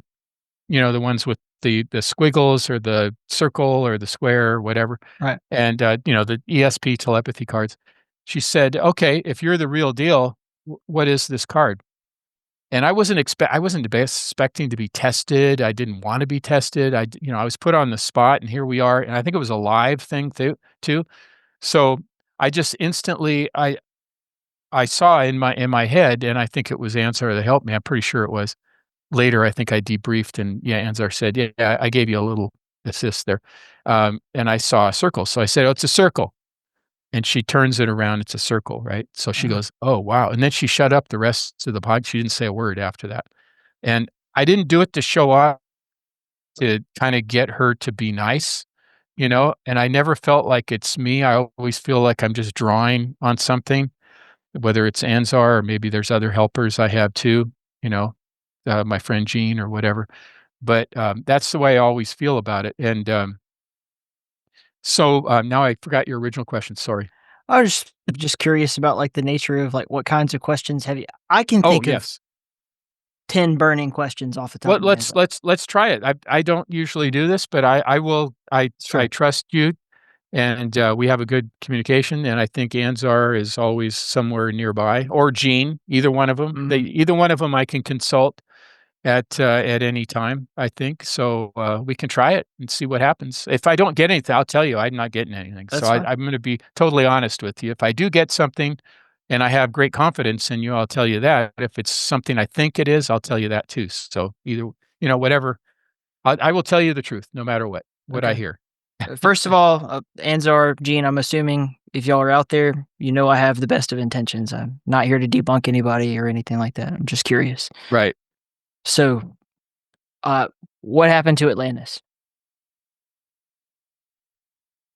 Atlantis Atlantis was tied to, um there's a connection between Atlantis and the Amazigh people of Morocco. Okay. The Amazigh are connected to Atlantis. It was in that location, where North Africa is, Morocco, right there. Mhm. And there is a connection between the Berber people. That's the best way to understand more about Atlantis, is to understand the Berber people, the Amazigh people. And of course, Anzar is sane. And of course, my name's Anzar, and that's the god of water and rain in Morocco. So he is Mhm. connected to that. And it is a lost civilization. It was advanced civilization. They're also connected to the Basque people of Spain, Mhm. kind of in the northern and eastern part of Spain. A very unique group of people. Uh, One way you can tell is the type of blood type. There's 12% of the 12% of the people in the world have negative Rh negative blood. Yep. Uh, uh, uh, the highest percentage of Rh negative blood in the world is the Amazigh people of Morocco and the Basque people of Spain. And those are the people that are connected to the traditional Atlantis. And that is the bloodline there. And as far as I'm concerned, now I'm talking as me, I'm A negative. So my mom was O negative. A lot of people I know who have special gifts are Rh negative, but not everybody, Right. for some strange reason. And there is a cosmic connection there. There is we're all one family. So Okay. anyway, that's what I'm getting. That's what I don't know if it made sense what I just said. I was really zoning in there. So It's okay. I'm just glad he's answering questions right now. So yeah, thanks. as best I can interpret it. Yeah, as best I can interpret it. Can you ask Anzar if he knows or is related to Quetzalcoatl?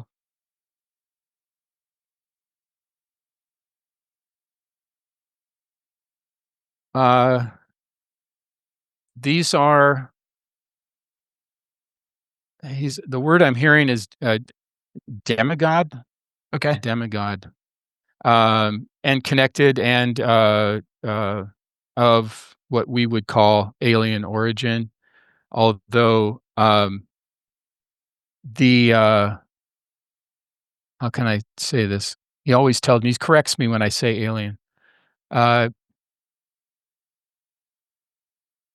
Star people, star family. Sorry, that's what he prefers. Star family, not alien. So, of extraterrestrial origin, a demigod who were real. Yeah. Where are the Star family from? I'm answer is me first while he's, while I'm trying to translate at the same time. One part of my brain's doing this, one part's doing that. What he's told me before is that he is from the constellation of Orion. In the belt of Orion, on the far right of the belt of Orion is Rigel. It's in the Rigel system. I think it's a tri-star system. That's where he said his origins is from.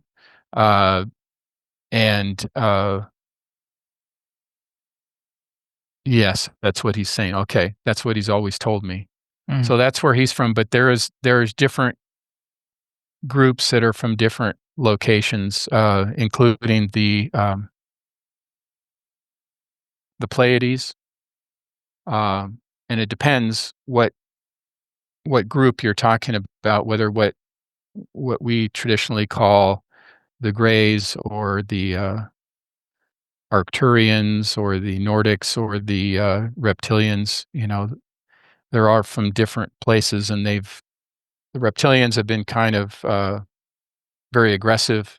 And I think where Anzar is originally from is actually reptilian now. And so anyway, that's where he's from. And but there's diversity, a lot of diversity, just as much diversity as we imagine here on Earth. There's diversity as is on below. He's telling me, remember the old saying, as below or as above it is, or as below it is above. That the diversity is there. So, but he reminds me that we are one family, even if we're distantly, apart, in time or in space or in time-space continuum. Is the HARP system involved in geoengineering the weather on our planet? Now I'm trying to forget what I know about the HARP system. So I wanted, this is where in remote viewing, they call this analytical overlay. You got to get rid of what you're thinking, what you know, and just listen. I'm familiar. The old saying, shut up and listen, right? Or what do they tell physicists? Shut up and calculate, right? So I got to shut myself up and I got to listen.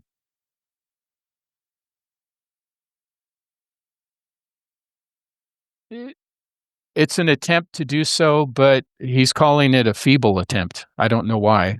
I don't know enough about it to comment on that, but he says it is an attempt. Okay. So whatever that means, you know more than I do about it, I'm sure, in the business you were in. So Who was Jesus of Nazareth?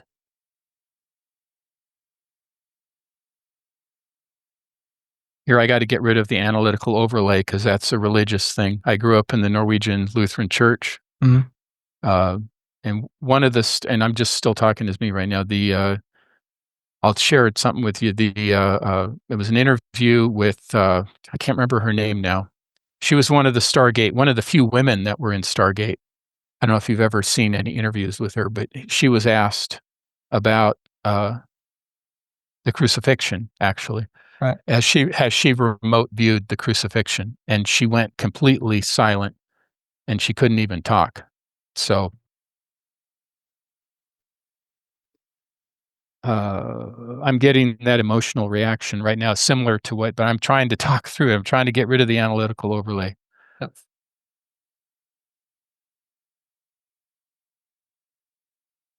A hybrid, what you would call a hybrid.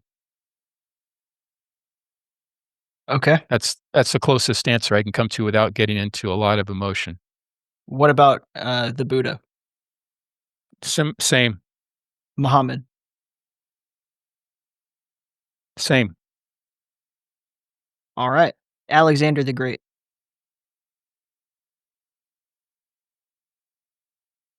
Although we are all star family, Mhm.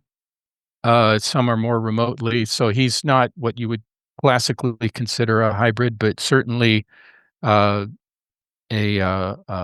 enlightened person, very psychic, great insights, great ability to work with those insights and connection to the star people and the spirit people, the star family and the spirit family. They guided him. So yeah, that's what I'm hearing. Okay. I hope it makes sense because when I'm talking, sometimes I'm not even knowing what I'm saying. So, Is this process taxing on you? it is, but don't worry about it. I'll let you know but it is, yes, but don't worry about that. I will tell you if I do get, like when you asked about Jesus, I mean, it was very emotional for me. So I'm still kind of a little emotional, as you can tell. But that's okay. That's normal. Part of it's analytical overlay. Part of it's the power of what I'm thinking about and what I'm being told. And by the way, Anzar always reminds me he is not to be perceived as some godlike figure. Maybe some would call him a demigod, but or the god of rain or whatever, but he is just, a part of my star family, what we would classically call an alien, but he doesn't like the term because he always tells me, look up alien in the dictionary. Would you like to be called an alien? And I did one time. I just used the term, and then he corrected me, and I looked, and it's all negative stuff, when you look in the dictionary. But so it is taxing, but don't worry about it. I'll tell you if I can't do it anymore. All right. This will be one that hopefully. Does the name Don Phillips ring a bell to you? Don Phillips. It doesn't to me, to Bruce, but let me ask my friends.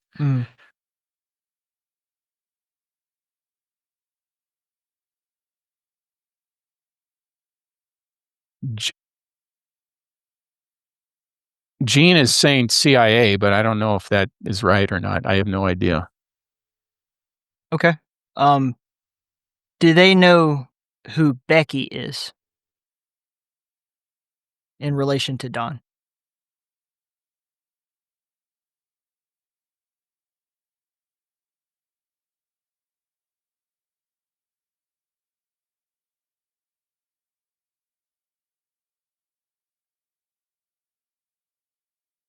I'm hearing like associate, maybe a hybrid associate, maybe a contact, maybe NHI contact, something like that, something along those lines. This is I a don't know. case that I've actually covered on the show before. Oh, really? Yeah. I didn't know. I figured you wouldn't. That's why I was like, Yeah. let's see what they say. Yeah. Yeah. So, I and hopefully you'll debrief me later because I never know what's going on. So Yeah, I'll tell you right now. oh, okay. It's a pretty relatively famous paranormal case. Okay. I'm going to say pen pals with Steve Mara and Barry Fitzgerald, who run a group called Project Doorway. Steve Okay. is a parapsychologist, and Barry's like a world famous ghost hunter. Like he was Okay. on I Ghost think I've Hunters. heard those. Yeah, I've heard Yeah. those names. Yeah. They both do seminars and they're Mhm. speakers. They were really, really brilliant guys. One of the cases that they worked on together was actually on the TV show Unsolved Mysteries, and it was this guy named Don Hmm. Phillips, who was a Okay. British guy. So CIA, I don't know, MI6, maybe, I'm not sure, and I don't think we'll ever really know this, but Right. he is used a lot in paranormal cases because he has this gift similar to yours, where he speaks to an entity Mhm. named Mhm. Becky, Mhm. and so I people can go watch the show, but I also did interviews with both Steve and I Mhm. haven't got Don on the show. I'd like to, and Barry, about what their Mhm. perspective was on this. And so Becky presents herself to Don. Only he can see and hear her. And she gives him clues and things like what we're Right. doing right now. But in his Right. case, it's a lot of like walk into a house, what happened here kind of stuff. And he's very reliably accurate with this stuff. So there's reason to think that whatever Becky is or whoever Becky is, she's feeding him information. Mhm.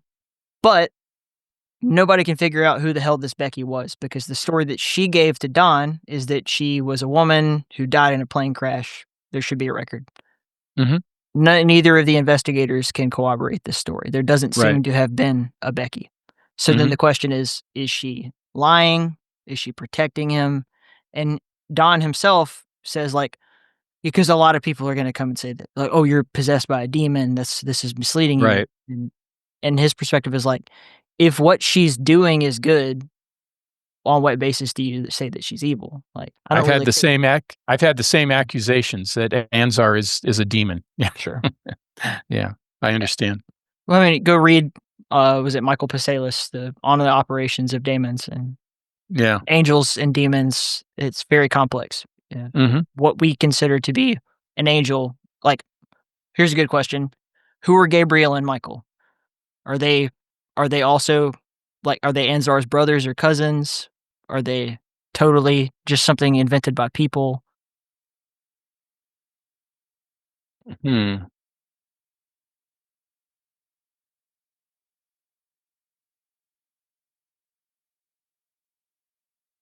Anzar, I'm asking Anzar and Gene. Mm. Um, getting rid of the analytical overlay because I obviously know the religious answer to that, but the specific answer or who they were, but who they are, but um,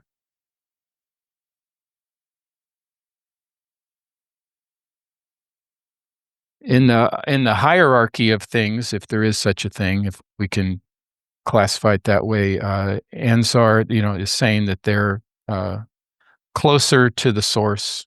That's what he's saying. Closer to the source. That's the best way I can understand it. Obviously, I know archangels. And actually, I use one of them in my preparation for communicating with Ansar. Mm. So not only do I do my I say.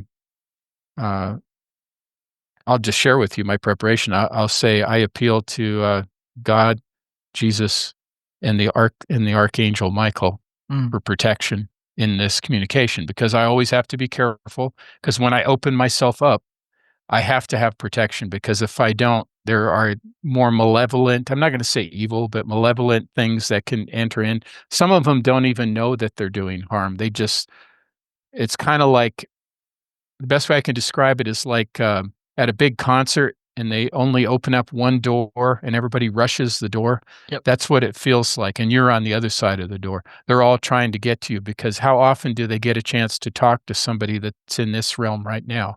And they're going to say, "Hey, I got to talk to him. I know he can hear it. He Yep. can hear it. Oh, he can hear it. Okay, come on, come on." It's like they're rushing like a rock star. They're going to, talk to that guy. And so you got to be careful. But And so I always ask for protection, but the Archangel Michael is actually, I have an image of him in my bedroom. So anyway, that's what Anzar told me. Understood. Yeah. hmm Okay. Is Yahweh the source?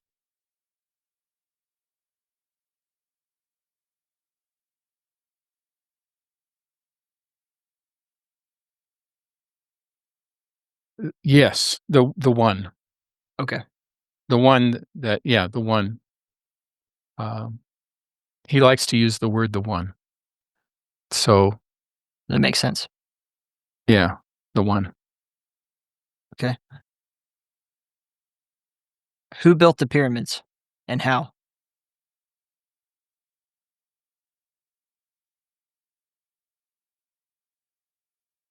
You're listening to KEEP in the Keep.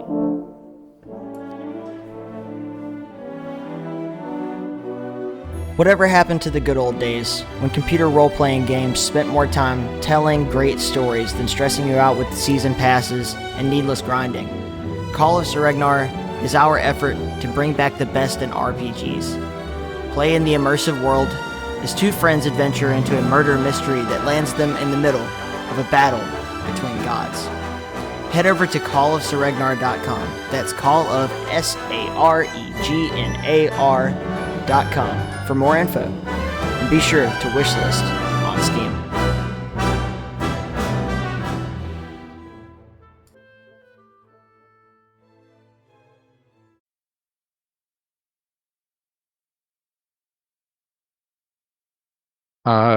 Human beings with downloads and some help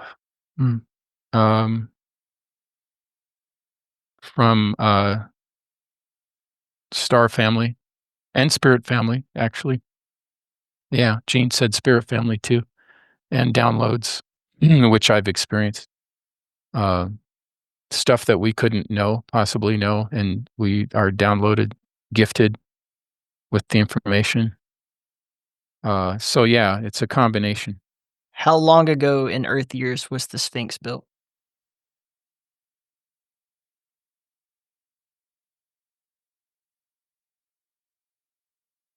In our current time narrative, in our current timeline, yeah.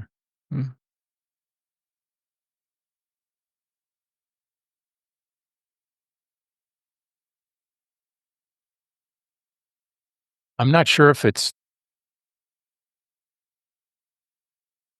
50,000 or 500,000. That's what I'm not sure of. I'm losing it.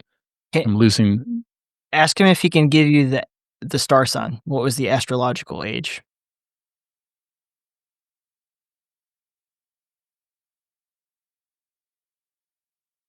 I'm hearing Aquarius, but I don't know. That's a long, long time. Okay. Yeah, maybe that could be. Yeah.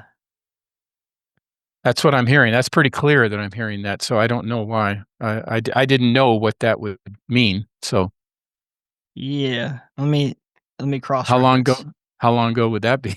Well, we're just on the precipice of re-entering the age of Aquarius. So we're talking a full astrological cycle. age back. Like Jesus Christ was during what we would call the age of Pisces. Okay. Yeah. So it's a long way. Mm-hmm. It's very interesting. Yeah. And that was very clear. I mean, I didn't have to lose anything in they came to that like that because I had no clue. I mean, so absolutely no, there was no overlay because I didn't really know. Let's just say 2000-ish times 12. 240,000 years. Mm-hmm. Give or take. I'm not really sure, but that's an amazing claim. Yeah. Yeah. I think I'm running out. I'm gonna, after this is over, I'm gonna think of 100 more questions, but we'll do. Well, that you can shoot them my way, and next time I go on a spirit walk, I'll more than happy to ask them for you. And I'm just asking them now if there's anything they would like to add or anything they want to tell you. Sure. Yeah. Come to my house, the door's open. I have Okay. tea. They accept your invitation, and we'll see. And you'll let me know, I'm sure, if you encounter them. Tell them to meet Uh, me at the lighthouse. They should know what that is. The lighthouse. Okay. Yeah. They're both saying that you're on the right path.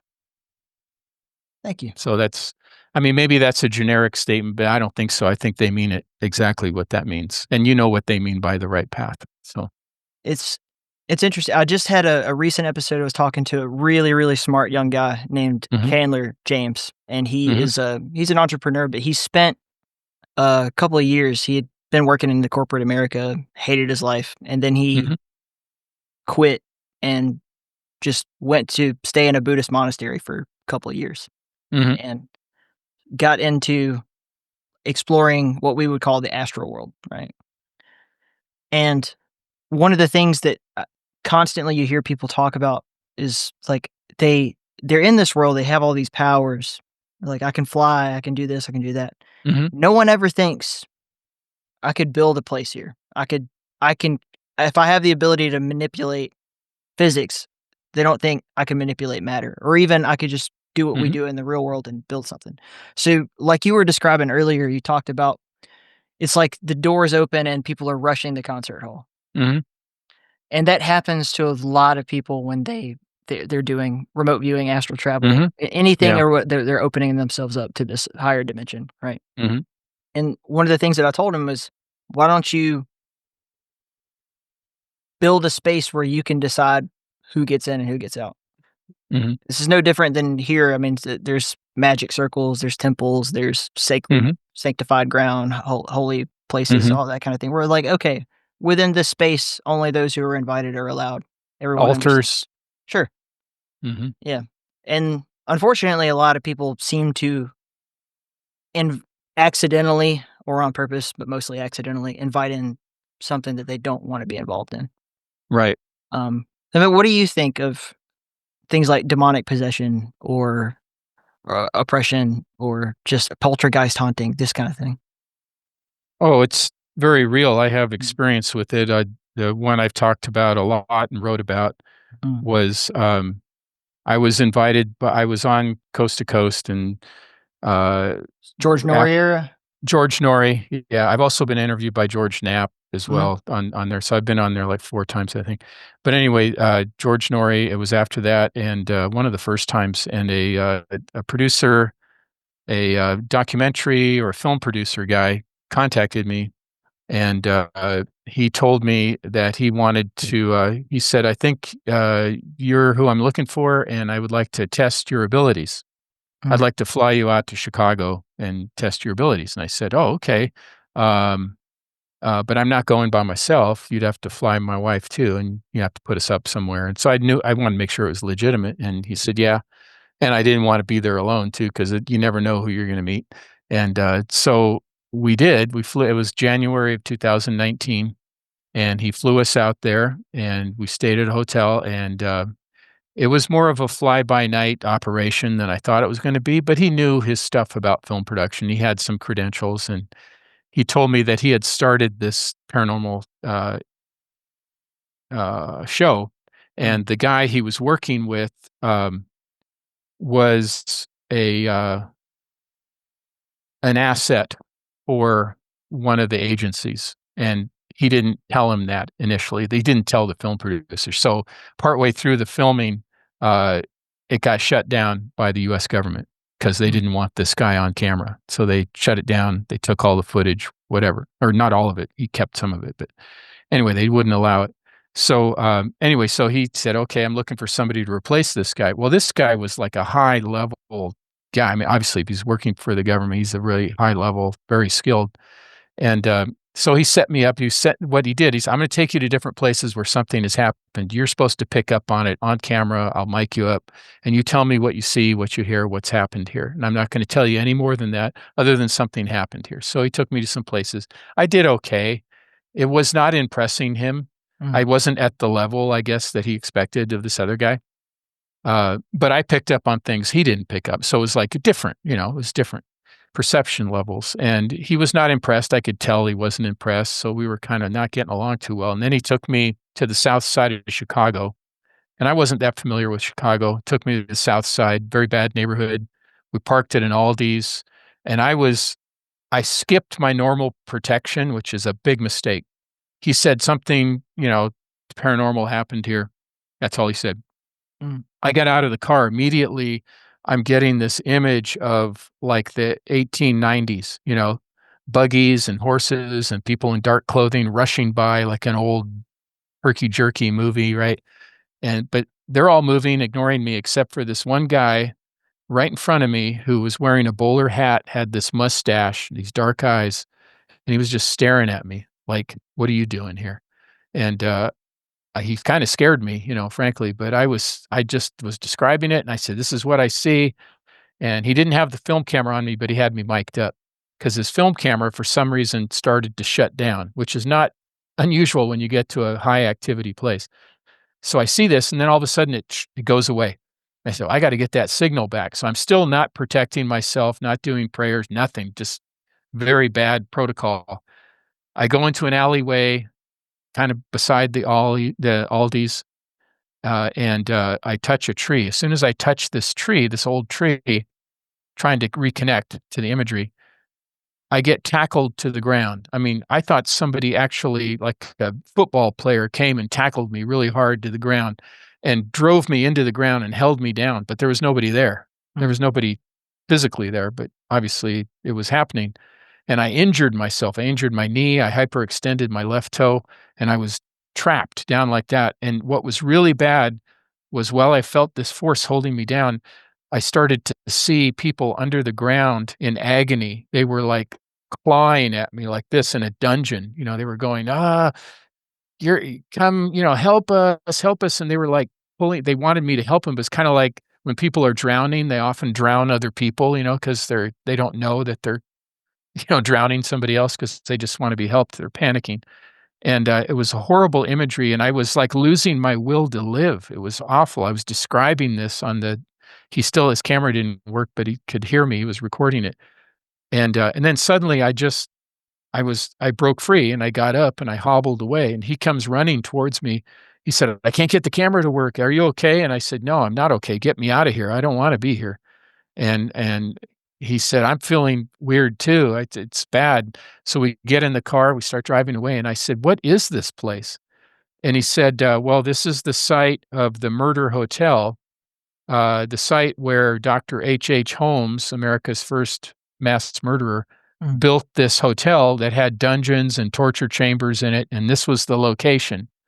And you obviously picked up on either him or whatever possessed him in this neighborhood, and that was the exact location where it was." And I said, I had no idea who that was. I didn't study, mass murderers or anything. It's not an interest of mine.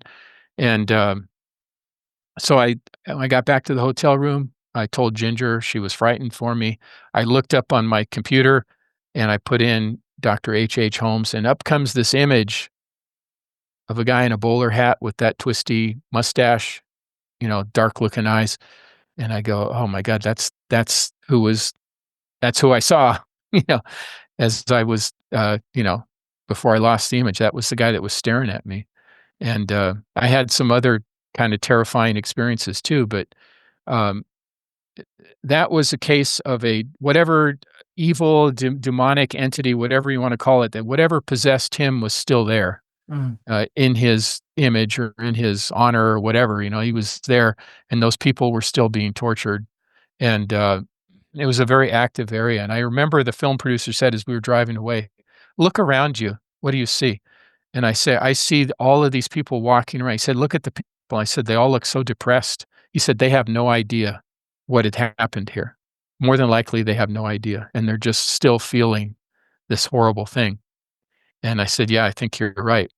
And I said, "Never take me to a place like that again." And it was really, I couldn't really blame him totally. It was partly my fault for not doing the protection or having another psychic there with me to help me. And I just went in without any protection. And I got physically assaulted. I got spiritually assaulted. I had to go get a cleansing when I got home. A friend of mine is a a Peruvian shaman. So she did a cleansing, and then because I was feeling really heavy and assaulted, and that helped me a lot. I wrote a story about it in the one of my timeless books. But anyway, I've had other experiences, like in Germany when I was in the army. I was killing time. My girlfriend was working in the prison. I was went to a ceramics, the army provided how the military provides recreation opportunities. There was a ceramics class. I took that. I started forming out of clay this head. It turned into a demon head, a scary looking demon head. And as I was making it, I thought, I'm going to smash it. And I don't like this thing. This guy, the instructor, comes out of his office and he goes, "What's that?" And I said, "Well, it looks like a demon head." And he goes, I said, "I'm just going to smash it." And he said, "Oh, no, no, don't. No, no. I know what that is." And I said, "This guy's kind of weird." That's what I was thinking. And he goes, "Hang on a second." He goes into his office, comes back with a demonology book. And he's like flipping through the pages. He goes, "Oh, see, this is the one right here." And I said, "Oh, okay." And then this weird idea came to me that I would take the head back to my girlfriend's room, put it on her dresser, put a candle there, and scare her when she came back. And as I went back to the room. I put it there. Her roommate let me in, and I put it there. And I was waiting for her to come off of her shift at the prison, and I put it a candle behind the head, and the candle was next to the mirror that was kind of on top of the dresser. And as I'm sitting there looking at it, I suddenly start to see its lips move. It's clay, right? Mm. And its lips start moving. It starts growling. And it's like saying that I couldn't quite make out what it was. And I got scared. And I go, "Wow, well, this is freaky." And then she comes back in. She immediately sees it, and she goes, "What the hell is that?" And I said, "Oh, it's this thing I made in ceramics class. I just wanted to scare you." And she said, "Get rid of it." And I said, "Okay, I'll get rid of it." And she said, "I made the exact same thing when I was in high school. The exact same head," she said. Yeah. So we were somehow connected. And I said, it spoke to me. And she said, "Oh my God, you got to get rid of that." So she grabbed it. She opened up her window, and there was a dumpster she was on the third floor of the barracks, and there was a dumpster, and she threw it and went into the dumpster. And so that thing, it was not good. It was not a good spirit. It was terrible. And that whole barracks was terrible. I mean, it was a former Nazi barracks during World War II. So there was some bad energy there anyway. Yeah. So I think it had picked up on all that. So, that's just two of the experiences I've had. So people can call it demonic stuff. I just say that it's malevolent kind of spirits. Some are more malevolent than others. Some people can call them demons. I don't like to deal with them. If somebody says, "Hey, we want you to come over to our house and we think there's a demon in there," I'll go, "I'm not going there. I know they're real, or that's a real thing. I don't want to be involved in that." Yeah. That's not my job. I'm not a demonologist. I'm not a whatever you call it, an exorcist or whatever. I'm not going to do any of that stuff. So I'm sorry, but I'm not going to do it. And there you have to protect yourself against that kind of malevolent energy, and it is real. And that's why I say when people learn this stuff, they should learn, from people who are trusted and good and have good intentions, and also learn how to protect yourself and learn how to turn it off before you learn how to turn it on. Because once you turn it on, you lose control unless you know how to protect yourself. So it's very important to learn how to turn it off. So anyway, those are a couple of experiences. Age-old wisdom. The best Yeah. way to deal with a vampire is to never invite it across your threshold in the first place. Exactly. Yeah. You can't. And I learned my lesson. Don't dabble with stuff you can't.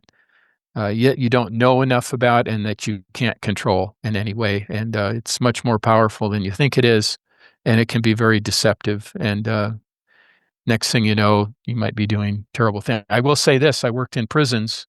Every mass murderer that I ever guarded had a demonic tattoo. Every single one of them, without exception. I don't remember one that didn't have some kind of demonic kind of tattoo. So I thought they went farther than just conjuring something. They mark themselves. And I think there's a connection. I don't know Sure. if anybody's done any research on it, but yeah. So Mark of the beast kind of thing.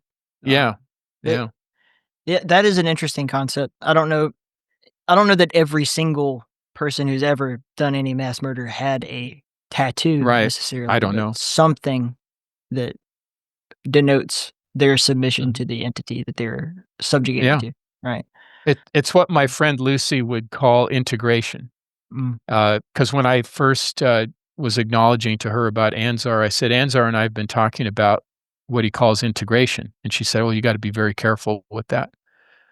She said, I think Anzar is okay, but do you know what integration means? So I was very careful.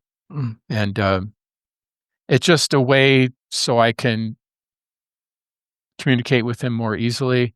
Also, I found out, as he said, that he said, this is exact words. He said, it's an aspect of you is an aspect of me. So that's the integration part of it. And there's been no negatives from it. I've never been told to do anything bad. It's always reminding to keep love in my heart. So a bad entity or a malevolent entity wouldn't be telling you to keep love in your heart and operate from a position of love. I don't think that would be in their capabilities or interests to do that because they Yeah. feed off of chaos. So You like C.S. Lewis? yes, You ever read the Screw Tape Letters? no. Highly recommend.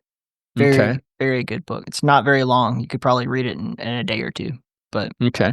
it's I don't I'm not even gonna go into it too much. I'll just give the preface that it's written from the perspective of a demon named Screwtape, who's Mhm. writing to his nephew, so it's archdemon writing to a fledgling demon, Mhm. giving him instructions on how to subjugate humans. Right. And there's so much wonderful insight in that book, just to like a perspective of like, this is how people get manipulated, how it can seem like a good choice and it's ultimately for your downtrodden, and like the way that it slowly consumes you over time, never to come on all the way and never to reveal itself until you're under its control. But Yeah. I talked earlier about Star Wars and the dark side and how that is the easier path. mm, That the right path, the righteous path, the doing the right thing is always harder. It is always harder. It's never easy, and that's why people don't. That's why people fail is mm, because it is not the easy way to go. Uh, you know, the default is never something good happens. It's usually it's serendipity sometimes, but most of the time it's hard work um, by good people, by people meaning to do well, and that results in good things, and that's very hard to do. C.S. Lewis wrote Real Christianity, didn't he? I think I remember reading that book. Mere Christianity, I believe. Mere Christianity, that Yeah. was it, not Real Christianity. Yeah. Yeah, because that would be more in keeping with him. He's most C.S. known for Lewis. the Chronicles of Narnia, but Yeah, right, yeah. religious scholars know his all of his other work. So yeah, And isn't he the one who convinced what was he before Tolkien? he and JR? Tolkien were like friends. They were drinking buddies, and Tolkien, I believe, if I understand the lore correctly, talked Lewis out of being an atheist. Right, yeah, that was Set it. him on Yeah. the path to becoming a Christian, and Yeah, okay, that's what I knew they had that connection. So they that had was a bet going on between them who can write the greatest Christian allegorical series of Mhm. novels, and Mhm. Tolkien spent the rest of his life writing The Lord of the Rings. Right. And I think C.S. Lewis spit out the Chronicles of Narnia in a few years, like just Yeah. done. Yeah. But he was definitely inspired. And Mhm. yeah, thinking about comic books, who are some of your favorite comic book writers? Well, I've always been a frustrated comic book artist, so I will, of course, when I started, buying comic books so I could learn how to read, we were talking about early Marvel. Mm, So we're talking about, interestingly enough, The Incredible Hulk, the Fantastic Four. Those were kind of I was attracted to that, not as much towards the Batman Superman line, it's more towards the superhero Marvel universe. mm. And one of my favorites was the Silver Surfer. Oh, yeah. I love the Silver Surfer. I love what he symbolized, and so Stan Lee is obviously a very good writer, but my favorite artist writer, and he was with both DC and Marvel, was Jack Kirby. Yeah. And I have a lot of his comic books that I've collected over the years. Whenever I run into one, I grab it. And but I have other like Alex Toth, who created Space Ghost and Johnny Seven and a lot of that, or not Johnny Seven, Johnny Quest. He did a lot of the Hanna-Barbera art, and he was a very well-known artist. I've always admired his art. But I'm always kind of towards the art side, even though I'm a writer. Yeah. I'm a frustrated artist, so I've always admired the art. And then I did get into underground comics, so I did read American Splendor in the early '70s, and that's how I got Gary Dumm to do my illustrations for me in my textbooks, history textbooks, and also with Snark, my first published comic book. And Gary Dumm was the primary artist for Harvey Pekar in American Splendor. And he was friends with Contemporary and friends with Robert Crumb, and all those underground artists. And so, I still work at Gary Dumm's working on Snark #3 right now. He's in his late 70s. As he says, I'm a little bit slower now. You can get somebody else. And I said, no, Gary, I want to, as long as you're willing to still illustrate for me, I want you to illustrate for me. And then my offshoot series, Dr. Jekyll Alien Hunter, is a young Polish artist named Julia Kazanowska. And she is very, very talented, more modern style. She's a digital artist, whereas Gary's old pen and paper and ink, still doing it that way. And that latest comic book, the comic book autobiography, Gigline, I have 18 different artists from 16 different countries around the world and 37 different stories that are chronologically presented. All these things that I learned in my life, including a lot of military stuff, all the way up to the present. And that just came out, and that it's cool because it has all these different styles in it, and Gary Dumm's work is in there too. He's one of the stories, or two of the stories in there, and I'd like to send you a copy, actually. If you offline send me your address, and I'll send you a copy. I'll sign it and everything. No Gigline. I think you'd like it, especially the military stuff, but probably I hope the rest of it too. So that's comic books. I'm proud of a lot of the stuff I've done, but I'm most proud of the comic books because it took me 37 years to publish Snark #1. I started as a comic strip when I was in engineering school at Montana Tech after I got out of the military the first time. And I did a comic strip. Then I dropped out of engineering school as I was spending all my time doing a comic strip. That's where it started. And then 37 years later, I published it as a standalone comic book with Gary Dumm doing the art. So it's just a testament, to what people need to do. If you have a dream, don't give up on it. Just even if it takes you 37 years, keep going. Yeah. And then now I've been publishing one a year, about maybe a couple. Yeah. So it's strange. Like I'm going to say not necessarily just comics, but superheroes in general, or like modern day mythology, and the people who write these things, people who create them, especially like the bigger superheroes. I mean, we could say Spider-Man, Batman, and Superman. 1,000 years from now, people are going to find these things and think that's what our culture worshipped, and in a way, they did. Yes, I'm a huge Alan Moore fan, like big time. I've got multiple tattoos from The Watchmen on me. Okay, all right. But of course, like the Saga of the Swamp Thing, Constantine, all that stuff. Right. I thought he was absolutely. Oh, the Swamp Thing is great. I think the Saga of the Swamp Thing may be the best comic I've ever read. I did an homage to the Swamp Thing in Snark #2. Yeah.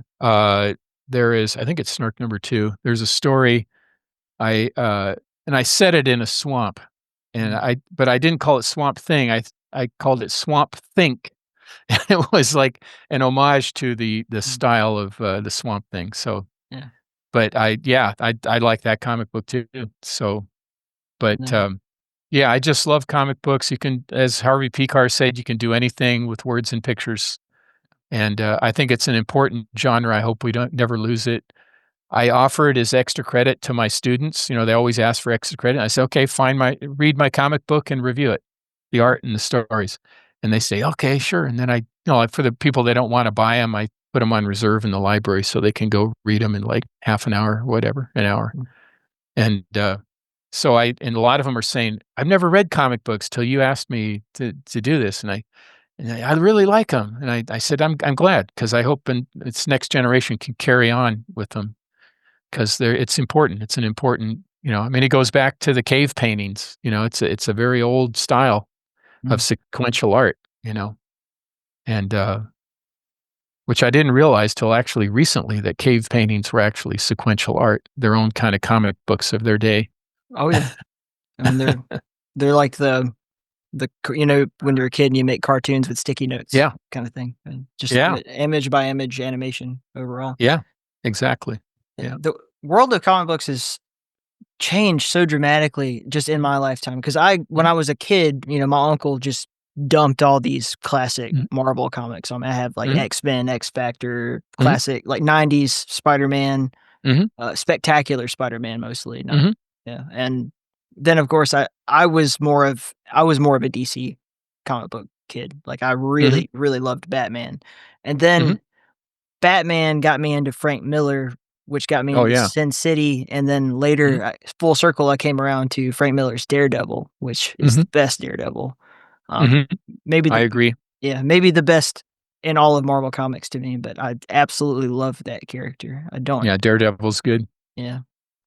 Just all of the symbolism. The two guys that I mentioned specifically, like, I think the reason why I gravitated so much to Frank Miller and Alan Moore is that they were geniuses with symbolism and knew how to hide things in a story that were part of a bigger picture than just this goofy comic book hero. There's a lot to it. There's a lot to it. And I know Harvey Pekar with American Splendor was he was like, I want to avoid superhero comics. I like superhero comics, but anyway, he wanted to do the autobiographical stuff, and I understand that. And he said one of his big quotes was that real life is pretty complex stuff.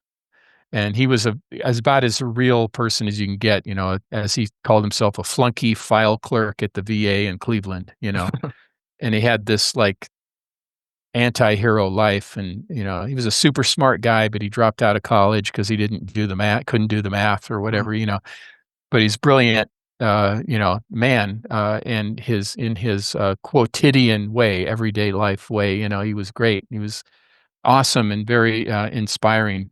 And I actually had a paranormal experience after he passed away. I told Gary about it. I wrote a story about it, but I'll just tell you briefly. It was, I probably have to get going here in a minute. We got 5 minutes or so.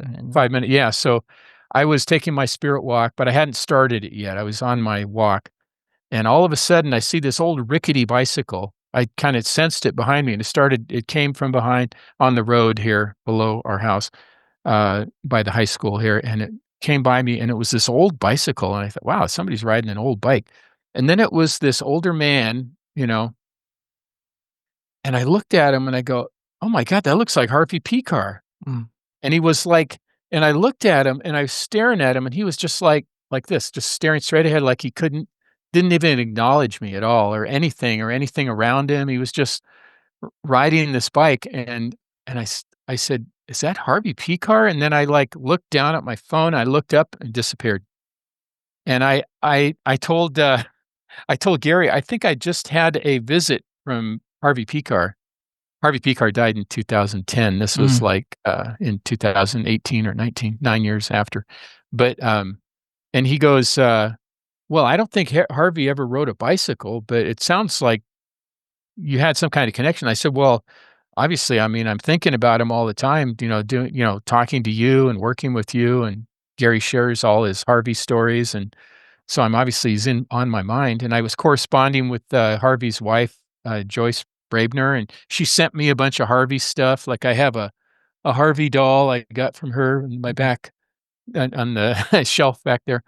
and a lot of comic books. She sent me American Splendor #1. It was very nice. She's passed away now too, I think last year, but very nice lady. But anyway, so yeah, I just it all comes together. It's all connected, like I said, it's all connected. The comic books, the paranormal stuff, my, the weird experiences I've had in the military, the weird experiences I've had teaching, how it all comes together. It just us meeting, through Mickey. Thank you, Mickey. Thank you, Mickey. Yeah, because as you can imagine, I'm sure with your guests, you don't always connect with them, although you're very good about connecting with people. I can see that you're very good at it. That's not easy to do. I've tried to do a podcast. I just can't do it. But anyway, I know that's not easy, and I've had people interview me. Like I said, it didn't go as well, and it depends on what their intentions are. And I sometimes I read that right away, and then it doesn't go well. The But hard people to connect with are the ones who have something that they want to hide, I've noticed.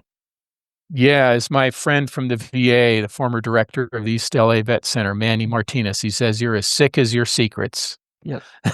He always said that. I thought, wow, okay, that's pretty powerful stuff. Yeah. But yeah, you're right.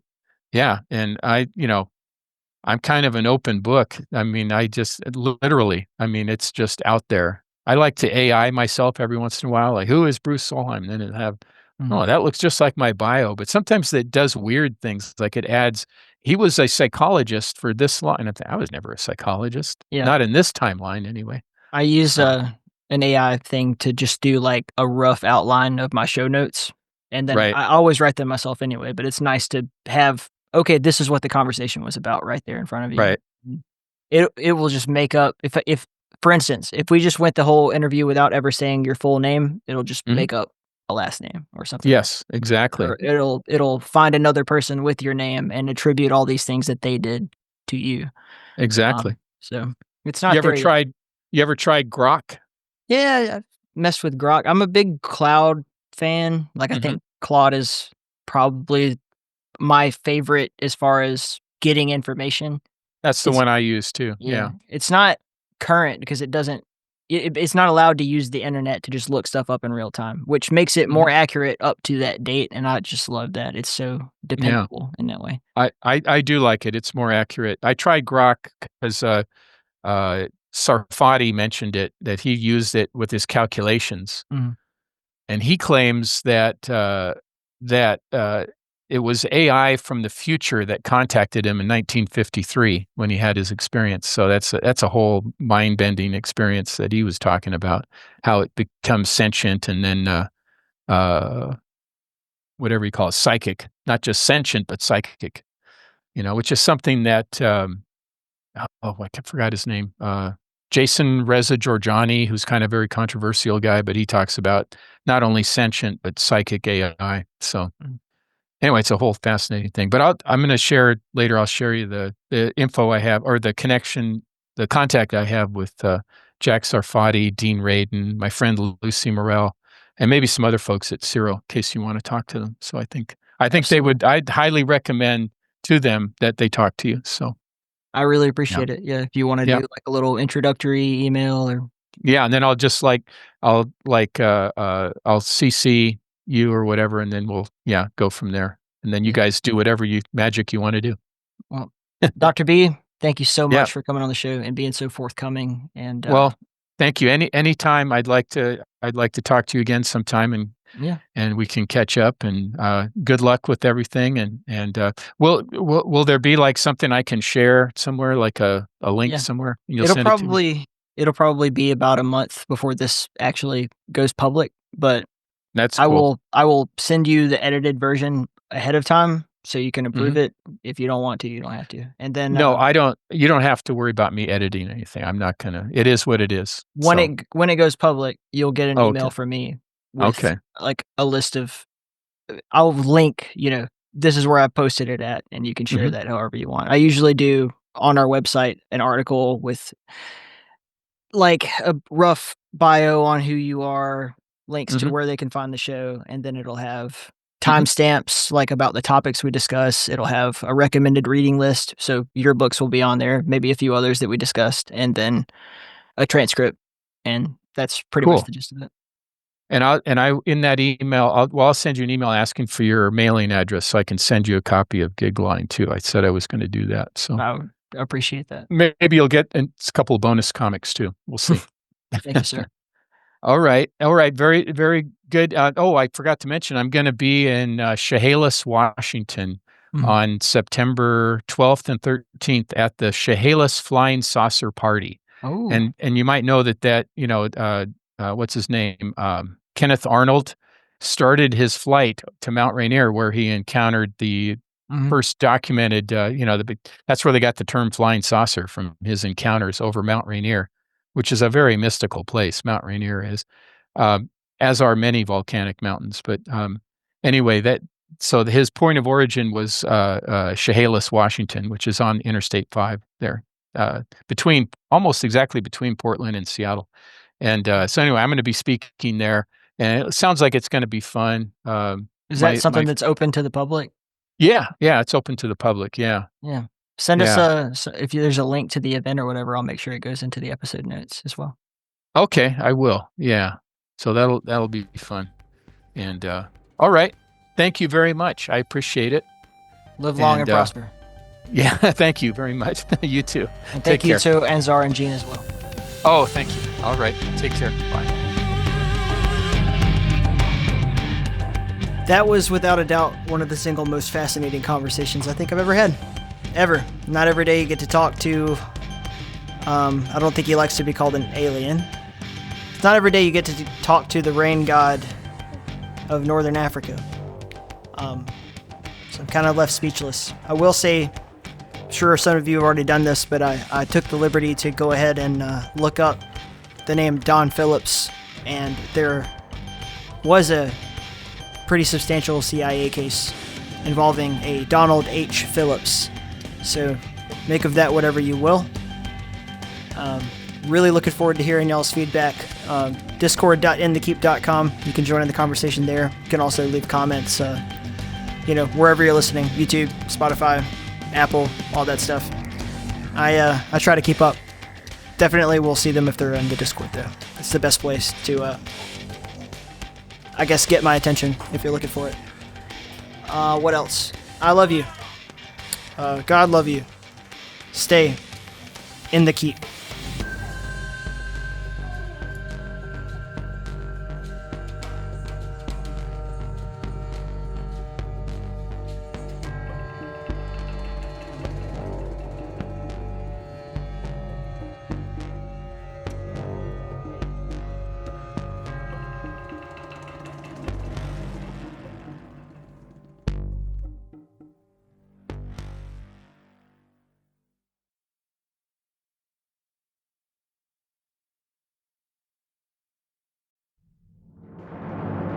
Let's take a moment to talk about Appalachia TCG. Whether you're searching for sports cards, Magic the Gathering, Flesh and Blood, Pokemon, or Yu-Gi-Oh!, they can offer you an extensive selection to suit every collector and competitor. As an official reseller, they are committed to providing authentic booster packs, singles, accessories, and rare finds that set them apart from competitors. They buy and sell lots of trading cards and toys, but their special is the Flesh and Blood trading card game, and they run official events, pre-releases, and more.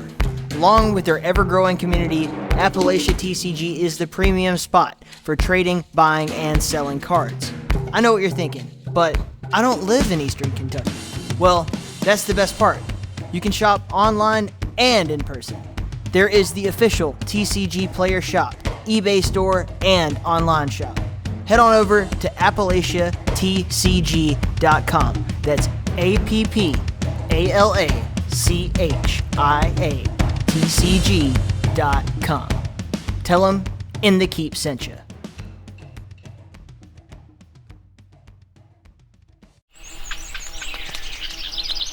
Hi, I'm Ben, host of the Field and Foley podcast. Every episode I sit down with incredible guests. Not just sound designers, field recorders, or musicians, but experts in everything about audio. We explore the creative process behind the sounds that shape our favorite games, films, and experiences. Whether you're an audio professional or just someone who loves great sound, Field & Foley offers deep dives, behind-the-scenes stories, and insights you won't hear anywhere else.